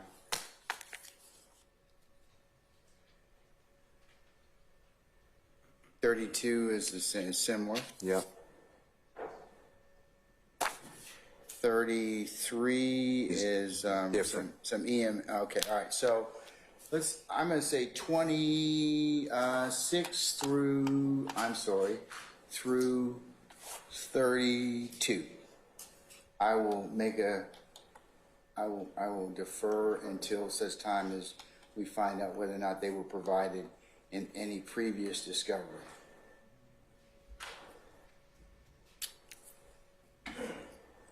Thank you, sir.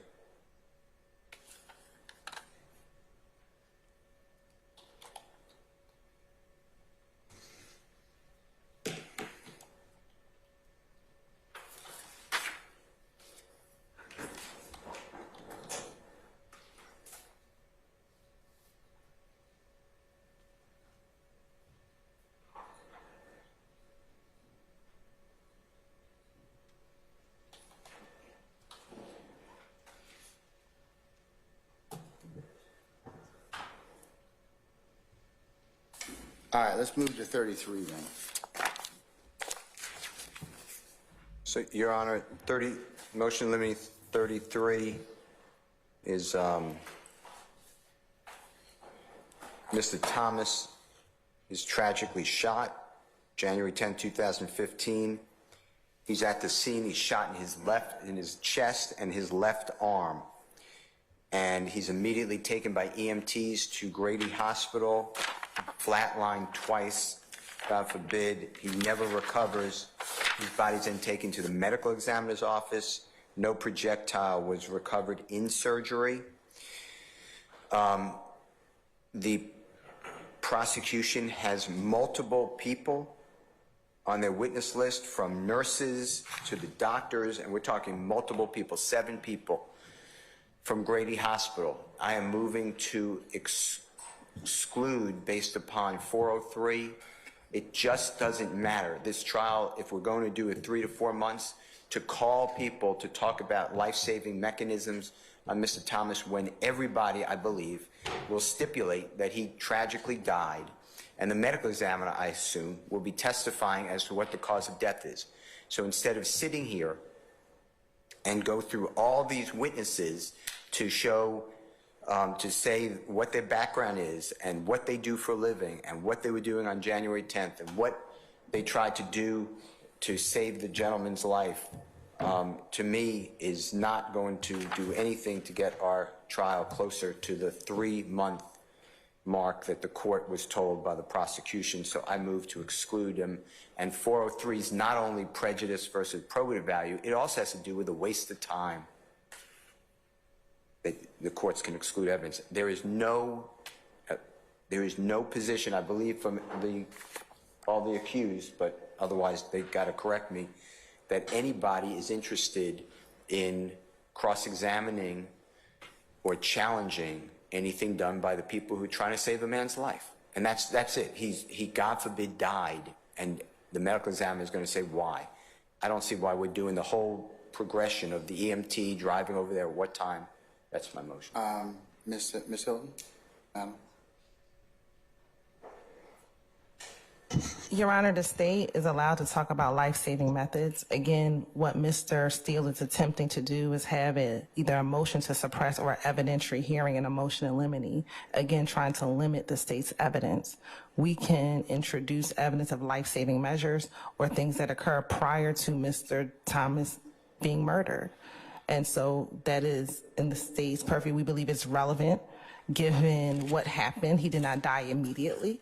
And we believe that we are able to introduce that evidence. But again, we don't believe this is the appropriate time. It's couched in a motion in limine, but he's trying to suppress our evidence. Not a suppression. I would respectfully disagree. At some point, we all have to merge together and try to get this case to the jury within a reasonable time and give them all the information. Does it really matter to anybody except maybe sympathy? Does it really matter that he went to Grady? How many witnesses are we talking about, Ms. Hilton? Sorry, Your Honor? How many witnesses are we talking about to discuss this particular issue? Your Honor, or to cover this? The state is still determining what our witness outline looks like, and that's not something we know at this time and want to disclose. At this point, that's a part of the state strategy. Okay, I don't think we'll be belaboring the point, but I don't think that the state should be prevented in order to rush justice or to rush the case. We're going to put up the case. We're not going to belabor any point, but the state is entitled to put on a case. Mr. Thomas is a victim in our case, and he deserves the state to put on the best case that we possibly can. We're not going to belabor any points. We understand how long this case is going to last, but the state should not be prevented or precluded from introducing our evidence. Okay. Your Honor, as far as 403 analysis goes, I can only speak for myself and my client, Mr. Stillwell. Mr. Stillwell, as you know, is charged related to Mr. Thomas and also Mr. Drinks. I do not anticipate in any way, shape, or form that cause of death is going to be an issue in this case, and I also don't anticipate that life-saving measures is going to be at all relevant to what we're here for, which is to determine who did what, and so I just echo Mr. Steele's sentiments about the probative value or lack thereof, lack of relevance, and the waste of time. Well, gentlemen and lady, I'm going to tell you this, that the case law is pretty clear. The state gets to call those particular witnesses if they wish to do so. However, there is the issue of it being repetitive. So I'll just have to wait until the state kind of calls their witnesses, and I'll see where we go at that point in time and if it's something that the court can rule upon at that point in time. But I need to let them at least present their evidence at that point in time, and then we'll see where it goes. So I'm going to deny, at this point, motion in limine number 33 in regards to the extraordinary measures and the like at this time. All right, motion limine number 34. Let me see here. That is in regards to this search at 675 Metropolitan? Yes, sir. On the 15th of July. So, Your Honor, Reuben Houston, 11 pounds of marijuana. Law enforcement officers issue a search warrant at a studio as well as Mr. Williams' home. You've already, Judge Newkirk really already suppressed this honorable court. Agreed the search of Mr. Williams' home. Mr. Houston was arrested. There was approximately $40,000. There were drugs. There was firearms found. I am objecting to bringing in any evidence that Mr. Williams had any relation to the firearm or the drugs or any contraband found in that search. Many people have access to it. Another person was charged. Mr. Williams never charged. That was my motion. Any mention that Mr. Williams somehow is connected to that the contraband. Is it the state's intention to, or does the state have evidence that they are going to try and tie Mr. Williams to that particular seizure? Your Honor, two things. One, this was filed on the 30th, and so we would ask for an opportunity to be able to fully respond. So that was just filed, I think, on Monday. So we are asking for a moment to respond. But two, I don't believe Mr.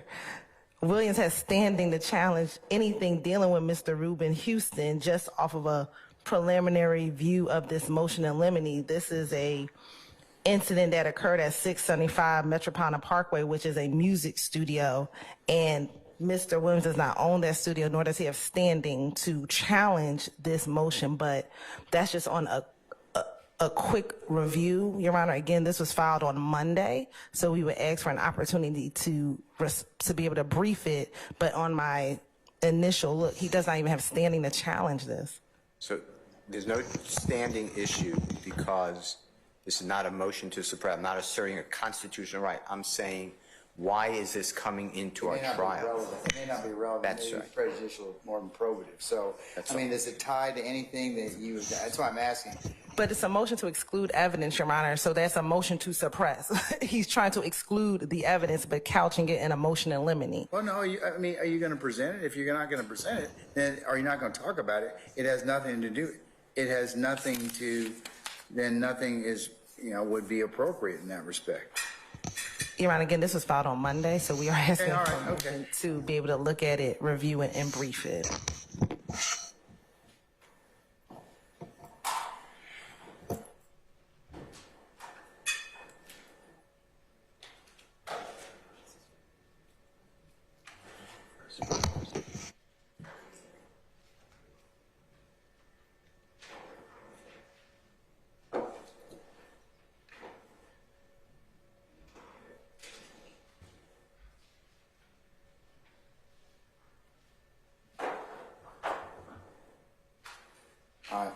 Ms. Hilton, given, and Mr. Helsey, given the time that I would give you ordinarily 10 days, but given that we're kind of short on time, I would ask that you file a response by the 8th of November.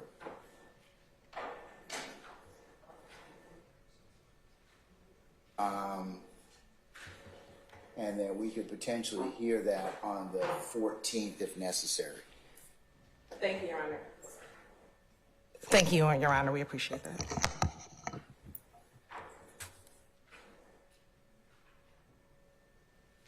Okay.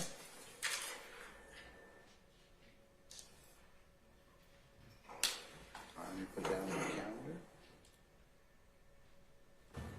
He filed this.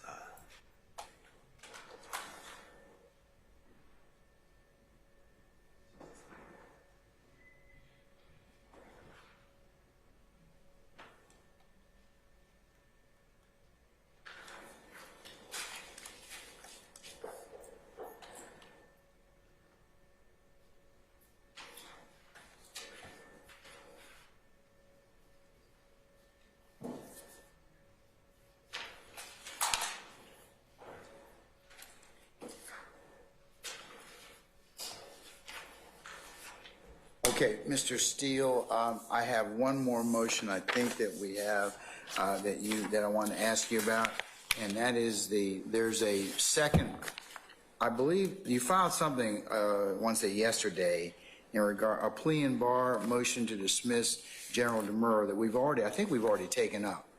So what's different about this new motion that was filed? So I didn't file this motion until the jury was sworn under State versus Heath, H-E-A-T-H. It's one of my cases out of Columbia County, the Richmond County Circuit, Augusta Circuit. Your Honor, Mr. Williams is charged in count 1, as everybody is, in the RICO conspiracy. The grand jury omitted a material element, that case is barred. This honorable court respectfully and hopefully will grant the general demure. The jury is sworn, so it's double jeopardy. They can't be re-indicted. God bless you. I apologize. I've never argued that before. I never brought it up before because the courts have taught us, and it was my case, Heath, it needs to be brought up after the jury is sworn. What's the cite on that, sir? State versus Heath is, can I have 1 second?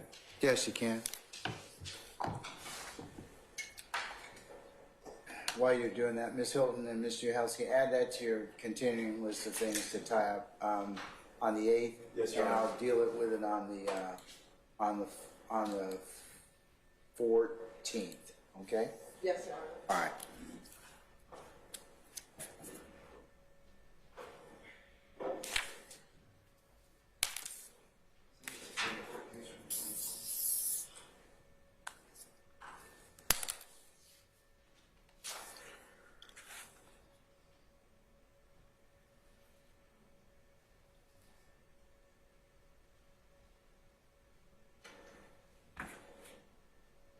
Your Honor, it is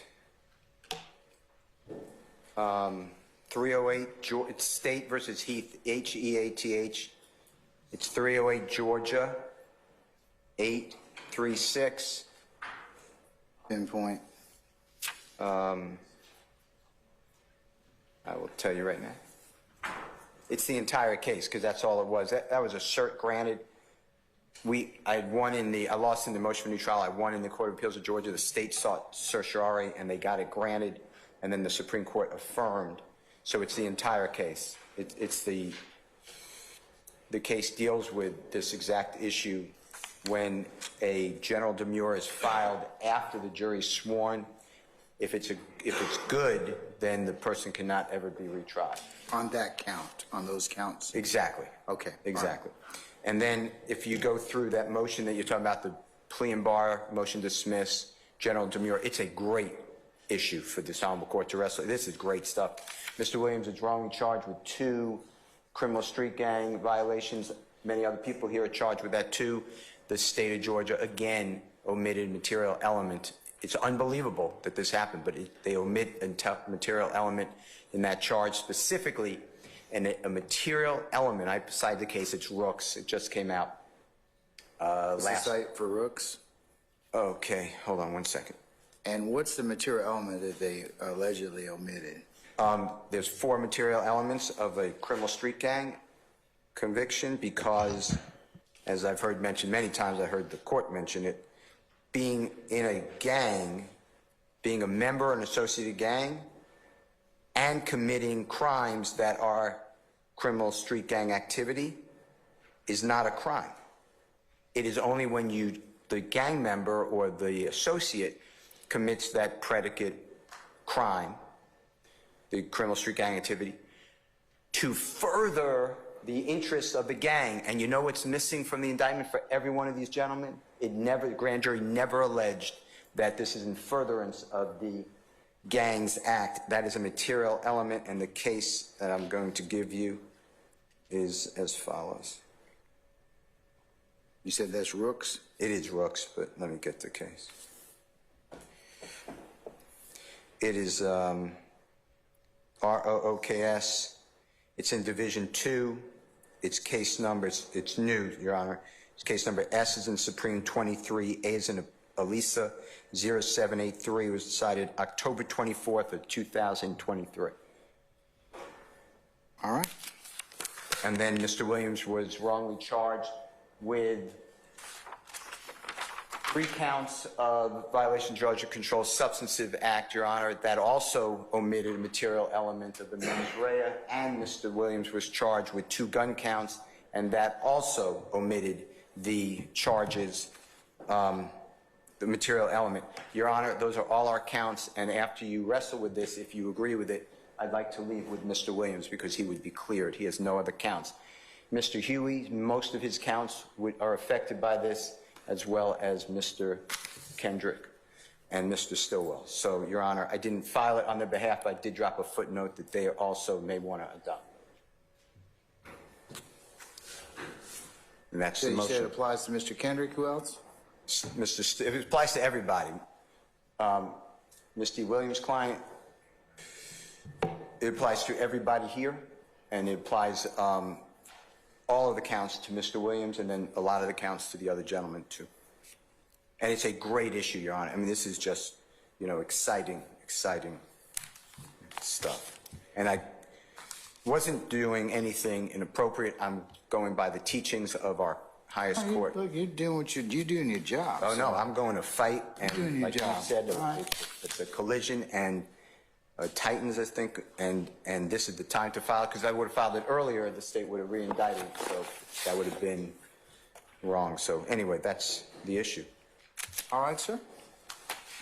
We'll take a look at that. I believe that conclude the motions that you have outstanding, sir, that other than the discovery ones that I will take up on the 16th, I want to say. No, there are other motions, and there's other motions to suppress, but I can make a list of that. That we haven't otherwise scheduled. I have to go back and look, but I think we're very close, if not, yes. I don't know the answer, but it is close. Then I would advise you and your colleagues by Monday, if you have if I haven't gotten everything, because we tried to pull everything from the docket that otherwise hasn't been dealt with, please go ahead and do that, okay? Yes, sir. Okay. All right, councilors, I've taken up a lot of your time. Mr. Sharp's got to run and get his child, so councilors, I will see you all on Monday, and Monday we've got a fair amount of business to do, but we'll take that. But we're supposed to start at 9:30, okay? Yes, sir. So unless there's any other question from me, anyone? All right. Anybody else? I see you all at 9:30 on Monday. Okay. All right. We're in recess. Thank you, Your Honor. Have a good weekend. Thank you.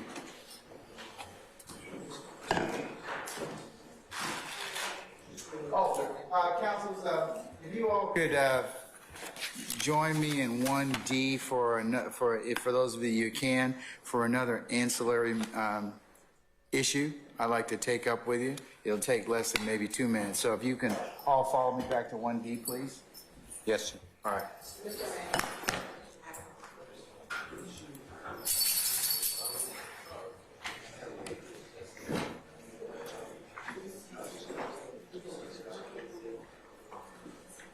Debbie, is you let counsel through the door over here, please?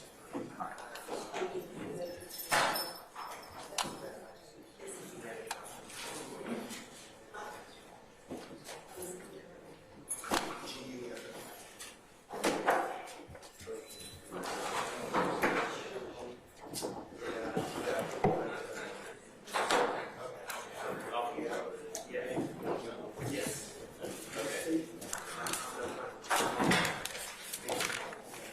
Have a good day. Have a good day, young man.